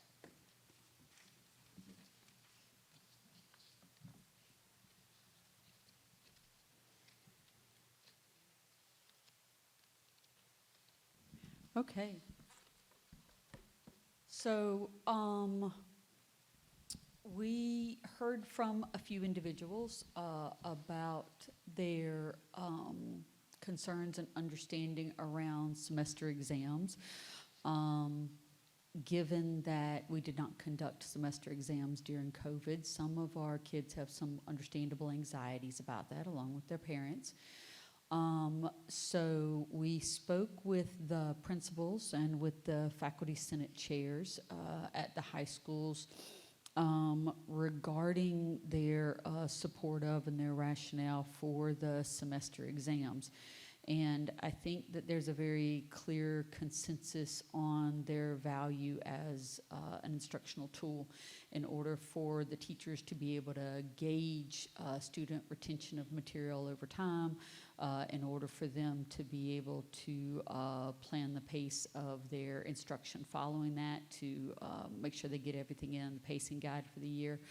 I think that a source of the angst was the weight of that exam. Right now in our policy, a semester exam counts for 1/7 of a student's grade, which translates into 14%. The equivalent of about 2.5 weeks in a semester grade. And some of the concern was that was a considerable weight, particularly given that semester exams are exempt from the retesting policy. So we were bringing before the board a discussion or consideration when we spoke with the principals and with the faculty senate chairs at the high school. They understood those concerns and shared a great deal of information that we're putting together in an information packet for parents about what they've done to prepare students for these exams, about the care with which they have crafted them in a number of different modalities, about the fact that all of these exams have to be approved by the principals at the school. They felt like if there was a considerable amount of concern about the weight of the exam, that a lessening of that weight would be a way to address that, but that it still needed to be sufficiently meaningful in order for the students to put time and effort into it. So one of the things that we discussed with them was what weight, if it wasn't the 1/7, what weight that they feel like would be a minimally appropriate weight. And the percentage that they spoke to us about was 10%, because they said that's 2 weeks worth of grades.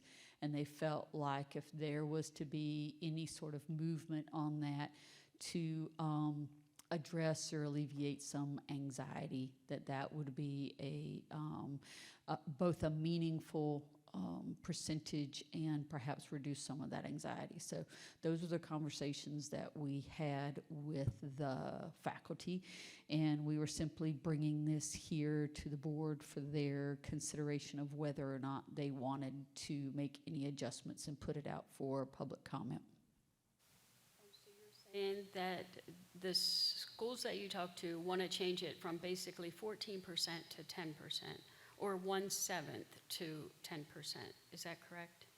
What the faculty senate chairs that we spoke with said if there was a concern on the part of parents or board members that the 1/7 was too heavily weighted, that would be their recommendation, that they not to move it below 10%. Okay, it sounds, so do they want to keep it at 1/7? I think that they are fine with either the 1/7 or with the 10%. They were simply sort of problem solving with us to say if there is something to be done to lower the anxiety of the parents, then this is our recommendation of something that could be done that wouldn't be onerous for the staff, because we can set the percentage on Canvas. So it would not require any additional work on behalf of the teaching staff. Are you saying that you had these concerns from parents? And what initiated this conversation? This conversation was initiated because I had board members who conveyed to me that parents had come to them with concerns. Okay. I think the biggest concern is that 75% of our student population in the high schools had never taken a semester exam. And so, you know, you have a junior or a sophomore or a freshman, you know, some seniors may have, because that was pre-COVID. I think that was the last year we did exams.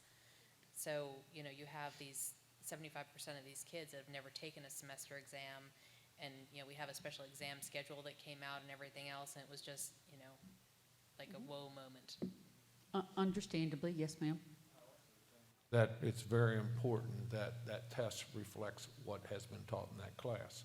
And if the department chair makes up the test, that teacher might not have covered all that material. And I know you're going to tell me the principals approve those tests, but the principals don't know what has been taught in each individual class. So I'm not so sure each individual teacher should not be making up that test to reflect what they have taught. Well, and then you have substitutes that are there for the whole year who don't frankly know how to make up a summative assessment.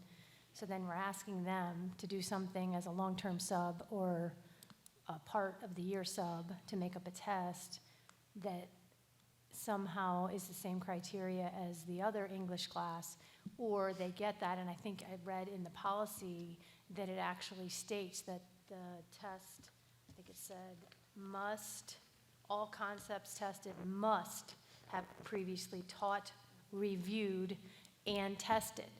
And then we're going to ask the principals who are already overwhelmed to somehow take every single test. Well, they don't really know if that's the case or not.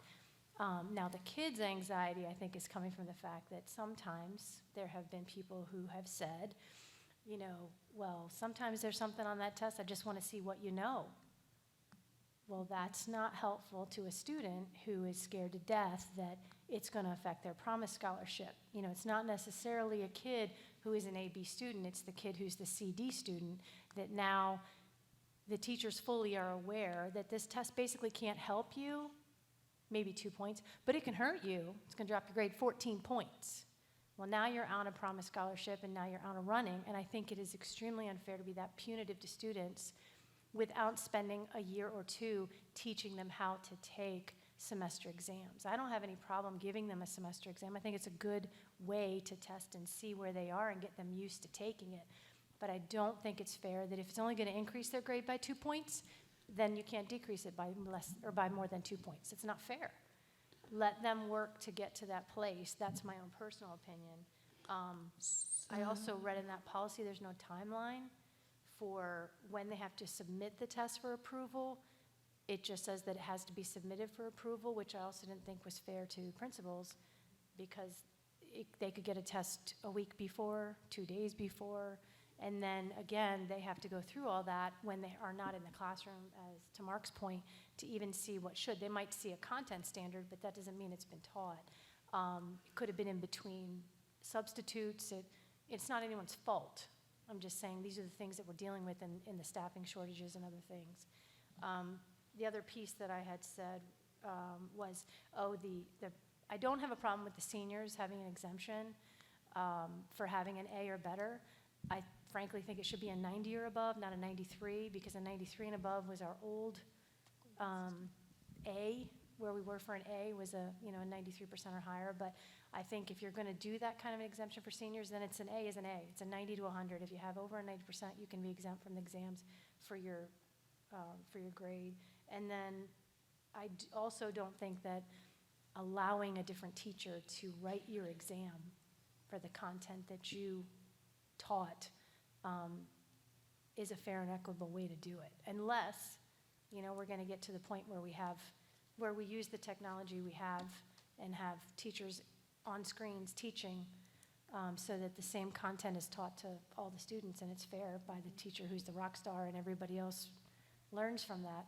I don't think it's a fair way to do it. When I was teaching in the county, each teacher created their own exam, and the department chairs went over the exams, and then they were submitted. So I thought that was a pretty good system, but I do believe there's a problem with it. It's not fair for a student who's had a rigorous curriculum versus one with several subs or a substitute who may not be skilled at test creation, and they're left with creating an exam. And those students who get the sub, they either benefit or, they are jeopardized. So I believe a move towards some basic curriculum of standardizing just a few concepts that we would expect all students to know, no matter who their teacher is, and then at least test them on those basic skills, especially skills that are related to the SAT, which is something that we are going to be held accountable. We are being held accountable for. So those are my thoughts. The whole system needs to be fixed or changed from my perspective. And it sounds like Ms. Skinner and Ms. Ogden have had concerns about this, and I don't have a problem changing it to 10% for the reasons that I stated, because it isn't fair to the students who, they don't all have the same quality of education, maybe.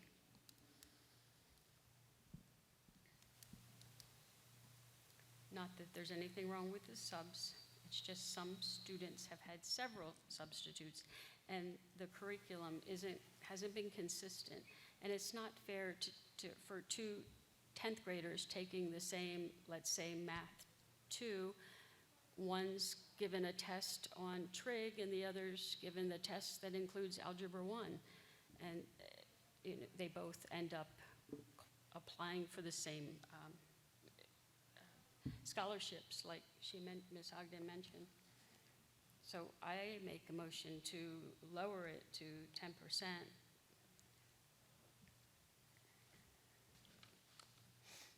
At least for this year, until students can get caught up. And I've heard a couple different changes between the 10% and the 90% for the senior cumulative second semester. What would be the 10%? I mean, I'm still again, I'm not necessarily worried about our A students and our kids who are going to study and the kids who are going to do it. I'm worried about our middle of the road kids who, maybe have struggled with mental health issues, have had issues coming back into this, are not the best test takers.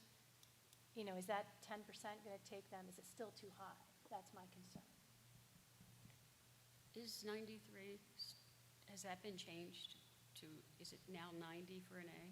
The Yes. grading Correct. system is now 90 Yeah, for an it doesn't A, make and any I sense think, to yeah. have it at 93. Yes, ma'am. So I think that both of those things in my motion, change it to 90%, from 93 to 90, and lower it to 10%. I would second that.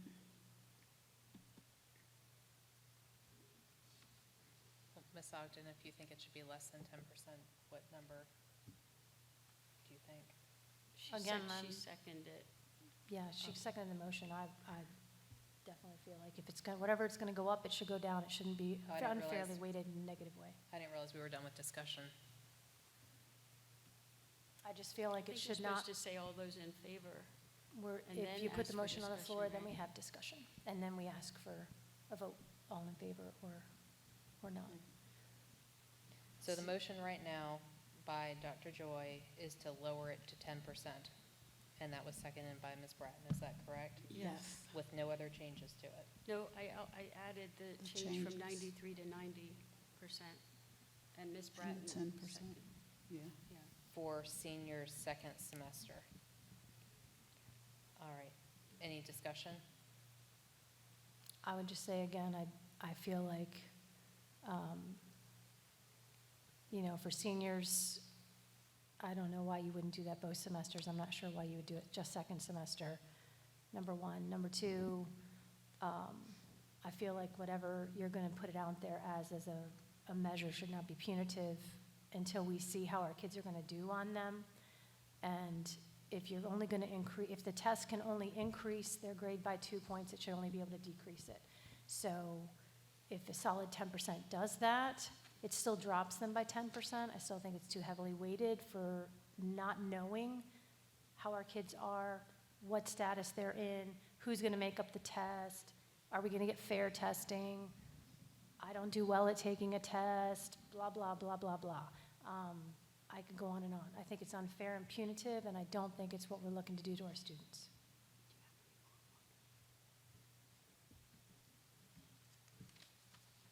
Would you like to ask for an amendment to the motion? Yeah, I would make an amendment, I would ask for an amendment to, number one, include that for both semesters for students, for seniors, and that we would drop that percentage to whatever the percentage needs to be, that if it 1/7 increases it by 2 points and decreases it by 14, I don't care what the percentage is, as long as it's low enough that it stays below a 5-point differential and it allows them to go either way. I don't think it's fair to decrease somebody's grade on one test by that punitive a measure. I just don't think it's the right thing to do. at Dr. this stage. Gibson, Are the colleges and universities lowering their standards for testing? Because we need to make sure that we don't lower it so low that we're not preparing our children or our students for And I definitely agree with that, later. Ms. Bratton, and I would agree 100%, but I also agree that I don't think I've heard anyone in the last 2 or 3 years who hasn't taken a test come back to say, gee, I wish that they would have given me all those tests in high school because I can't pass my test in college.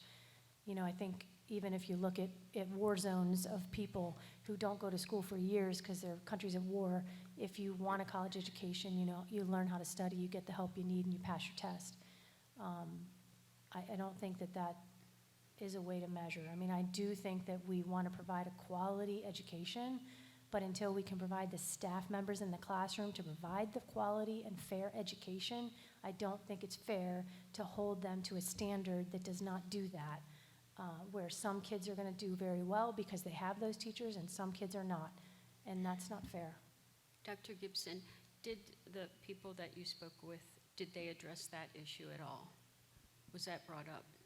They brought up that they had met, both schools had met as faculties with both their chairs and with the principal, and they discussed that they had set criteria for study guides. They discussed the requirement that they prepare the students for the week leading up to the test.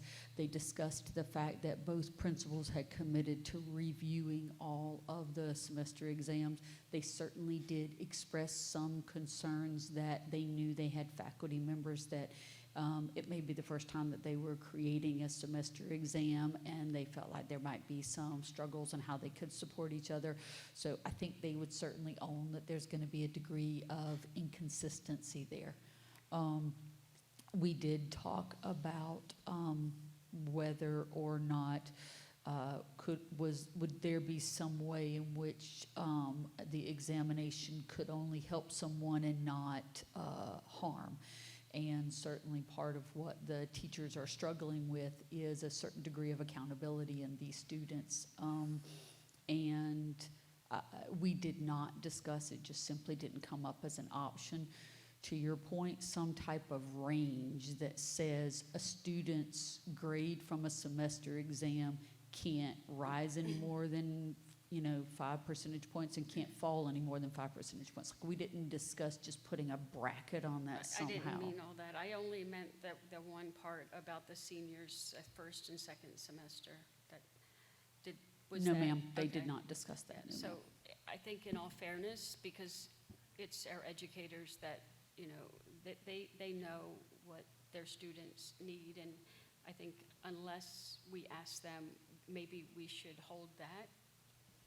Well, semester exams begin December the 16th, and you have to have any policy change out for 2 weeks of public comment. So we have to, if you're going to propose a policy change, it has to be proposed tonight, and you would have to vote on it on Monday, December the 12th, in order for it to go into effect before semester exams occur. And we can't ask the principals, correct? You can certainly ask the principals to come we up can? here if you'd like. Do you have an opinion? Yes. Okay.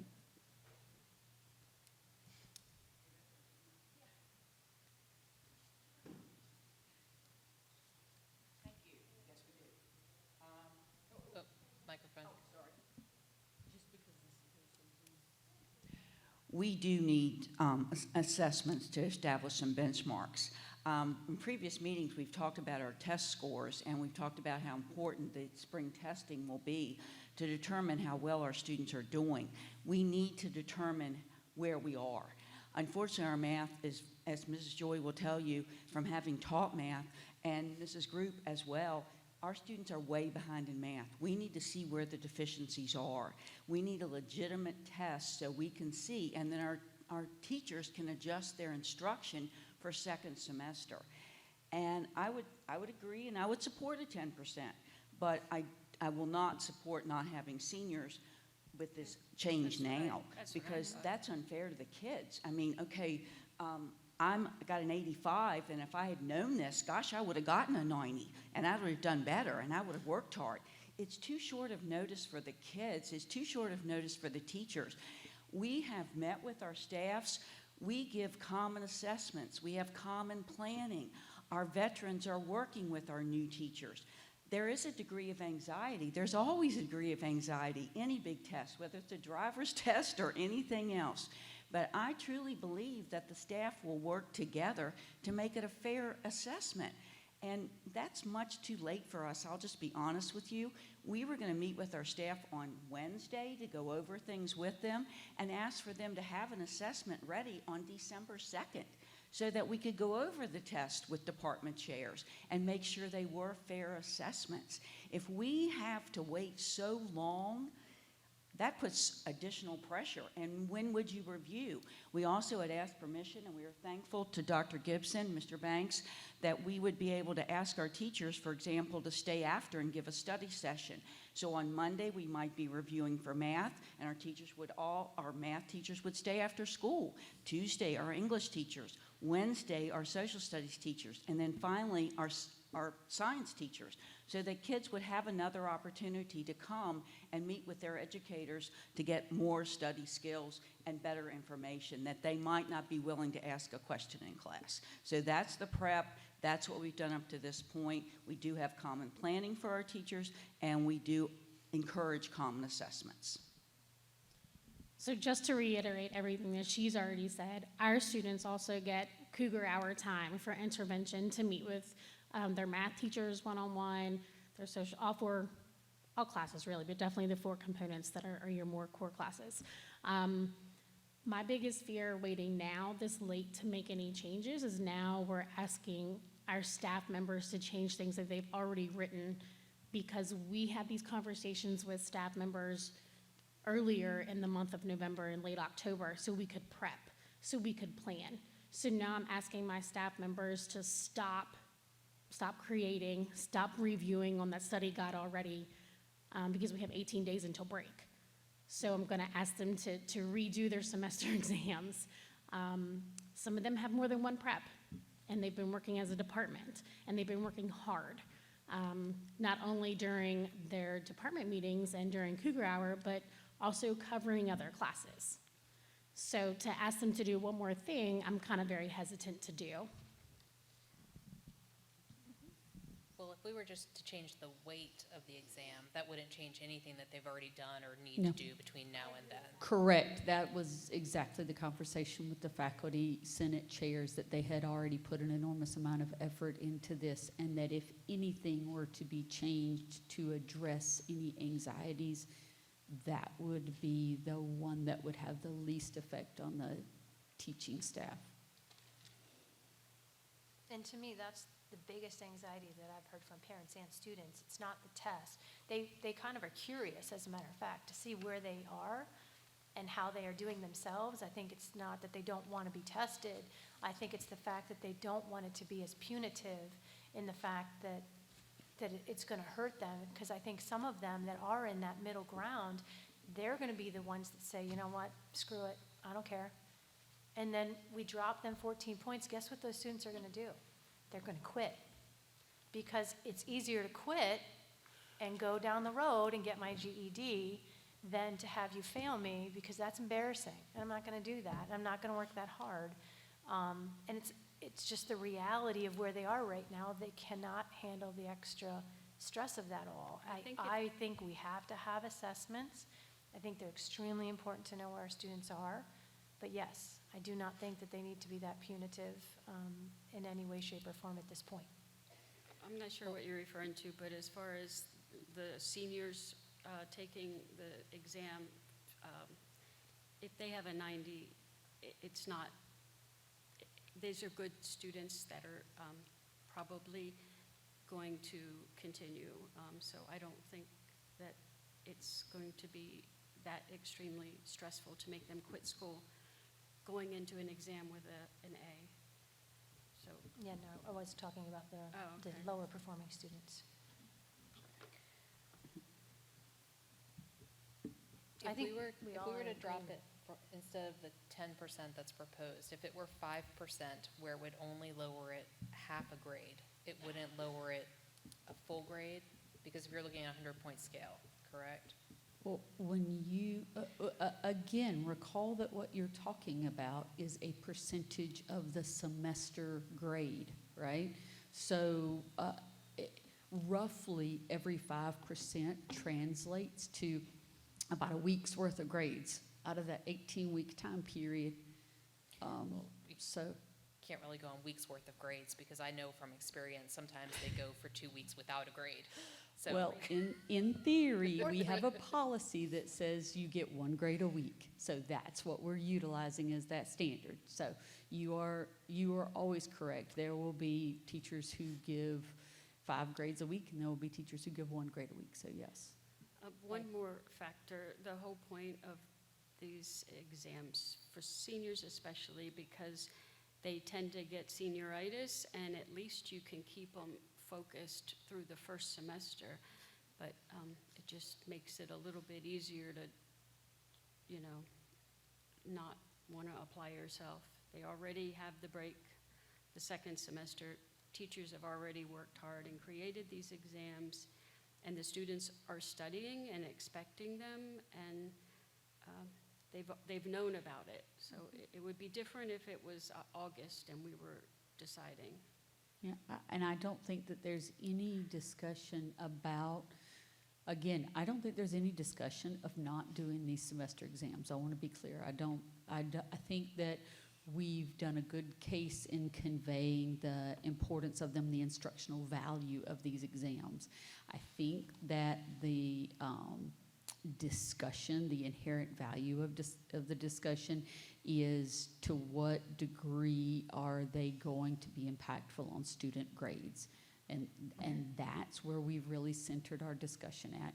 14%, again, 2.5 weeks out of a semester period. There are some folks who feel like that is a fairly heavy weight. So we had that discussion with the principals, with the faculty senate chairs, and the 10% was a suggestion. The board is not, of course, bound by that suggestion. If the board wanted to put forth some sort of bracket that said a student's grade can't go up by more than 5 points, it can't go down by more than 5 points, like have some sort of a range. There are all sorts of things that you could do to mitigate.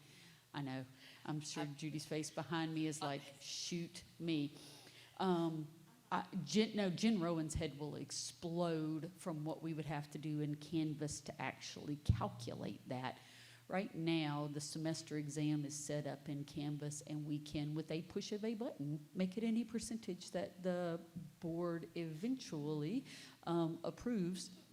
So, you know, that in and of itself is the most sort of like salient solution if your goal is to separate the instructional value of the semester exam from the potential effect on of a semester exam on the grade. Your biggest power lies in manipulating that percentage. And it's also the one that has the least effect on the teacher, and which we can do administratively that won't cause any extra work for them. So are you saying this, like, if we went from 14% to 7%, that would be 1 week's worth of grades? Is that what you're saying? No, To set that up in- every 5% is roughly translated a week's worth of grades, right? That's what I'm saying. Out of an 18-week period. I think it's important to support the teachers and the staff at the schools. They're the experts, and if they're saying that, you know, they would be happy with 10%, I think that in all fairness and, you know, with respect to the professionals, that's as low as I'm, you know, willing to go. And I would say I'm definitely not disrespecting the professionals, but the professionals are not paying the college tuition of the students. And at the end of the day, when you have students who have struggled and we need to get to a certain place, you know you're going to get parents that come back because of all the substitutes we have in the class that say, kids are going to say, I got this test today, and 50% of it, I had no idea how to do it because I've never seen that content. It's not anybody's fault. It's the fact that it's going to happen just because they're going to turn in the test, and then the staff is going to evaluate it, and that staff's going to assume that that was content, that content was taught in a very positive, professional way, and that the students were able to grasp the content, and all of that is taken care of, even the prep for the test. Some teachers are going to prep the students better than other teachers, and then it's going to come back, well, it's not on there. Well, then we're going to have parents and everybody else coming in saying, that policy says thou must have the material on the test that I taught. Well, it was never covered. So I want my child's grade changed.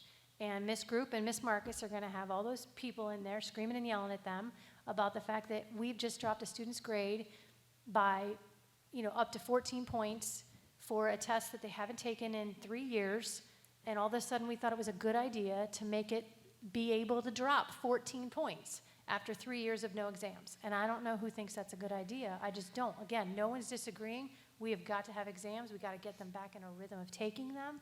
We've got to get them in a rhythm of understanding them.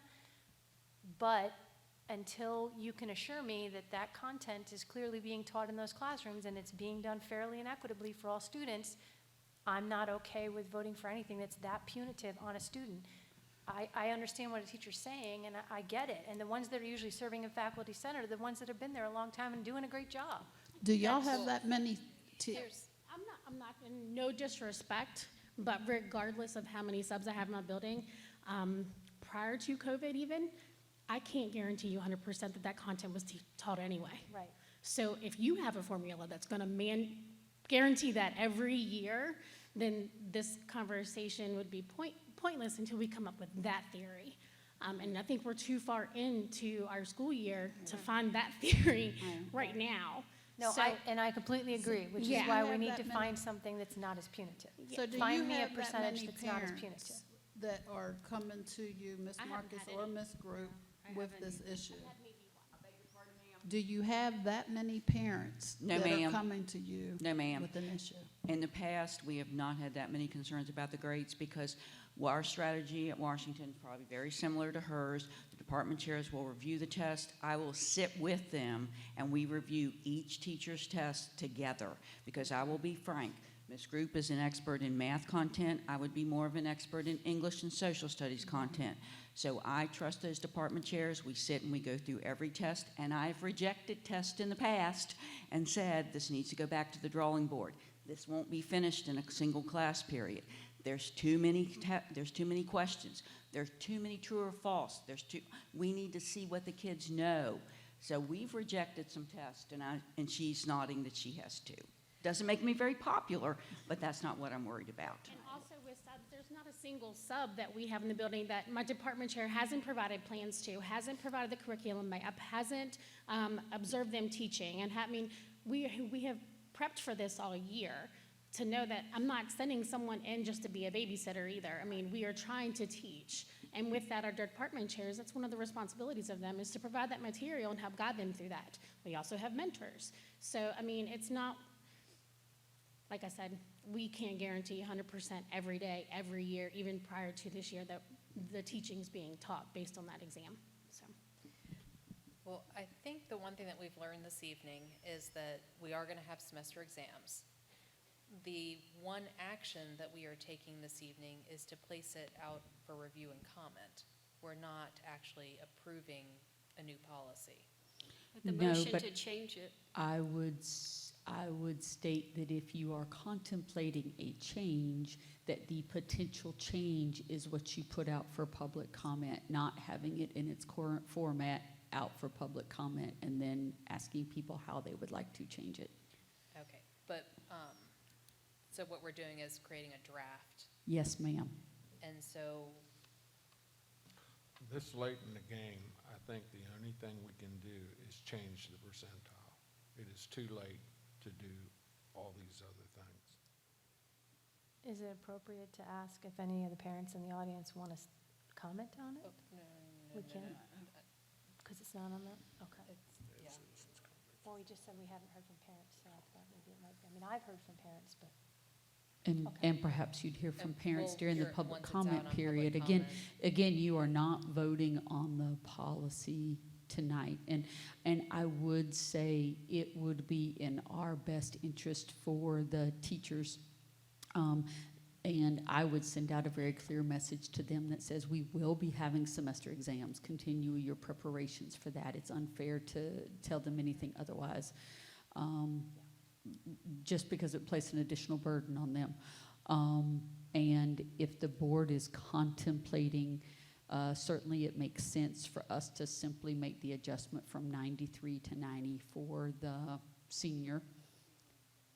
Exactly. We've done, I mean, we knew, we made the change, it just didn't, it says 93 on that policy, but when we changed the grading policy, where it was changed in the grade thing, it was in one place and not the other. So that, I think, is an easy one. I think the other one is simply the percentage and whether or not you want to put forth a proposed percentage and get feedback from folks. Okay, so, I think we have some motions on the I was table. just We gonna say- either have to vote up or down. so there's a motion on the table right now to change it from 1/7 to 10%, and then also make the amendment from 93% to 90% for second semester seniors. All in favor of that motion, say aye. Aye. Opposed? No.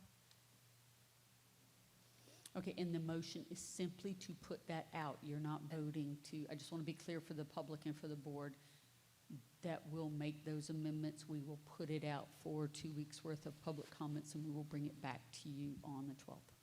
Okay, Thank you. thank you. All right, next we have board member comments and committee reports. Osborne, do you have anything? We had a very short EPIC meeting, and we hired a few people in Head Start, and that's about all that was going on. Our next meeting will be at Hardy County High School. It'll be an in-person meeting. Mrs. Ogden? I just would say congratulations to the Washington High School boys soccer, the Jefferson High School football team, and the cheer team and the cross-country teams at their run at states. It was great to see the National Merit Scholar recognitions tonight and that National Technical Honor Society, which I think is great for CTE. We've waited a long time for that. The boys placed first and the girls placed second in the first swim meet. So if anybody hasn't been out to a swim meet at Shepherd, that's always fun to come and watch. I would just say continued prayers for the family and the school community for the loss of Mr. Lawson. Saturday we have the parade for Charlestown Ranson, so all the high school bands and middle school bands, ROTC, and lots of people will be there to come celebrate, with the schools in the community. And one of our students who was here, Luke Vines for FFA, will be also with other staff members this weekend at the Old Opera House participating in the Cinderella play. So if you are looking to do something fun, it'd be fun to come out and see students and staff from Jefferson High School in the community be a part of Cinderella. So it's exciting to see all of our community members and students be a part of so many things. Dr. Joy? Yeah, Shepherdstown is also having their parade with several of our students participating. Many of the things I was going to mention, the students were recognized already, so I will skip down to, I wanted to recognize the Key Club and their sponsor, teacher Mr. Shane Thomas. They helped raise about $2,000 for the Children's Library in Shepherdstown. They volunteered for the Kiwanis Club Chili event this past weekend. James Rumsey staff and students, they also participated in a fundraiser. It was a 5K on Saturday. They raised money for student programs at James Rumsey. And then two South Jefferson students, Aubrey Vale and Dylan Michaels, they received positive principal referrals. They both helped their friends and showed kindness. Jefferson County Middle School Showcase will be at Jefferson High School on December 3rd, and I don't have all of those, just a second, and I will tell you. So on December 3rd, Jefferson High, 1:30 is Harper's Ferry versus Johnson Williams. That's a school from Virginia.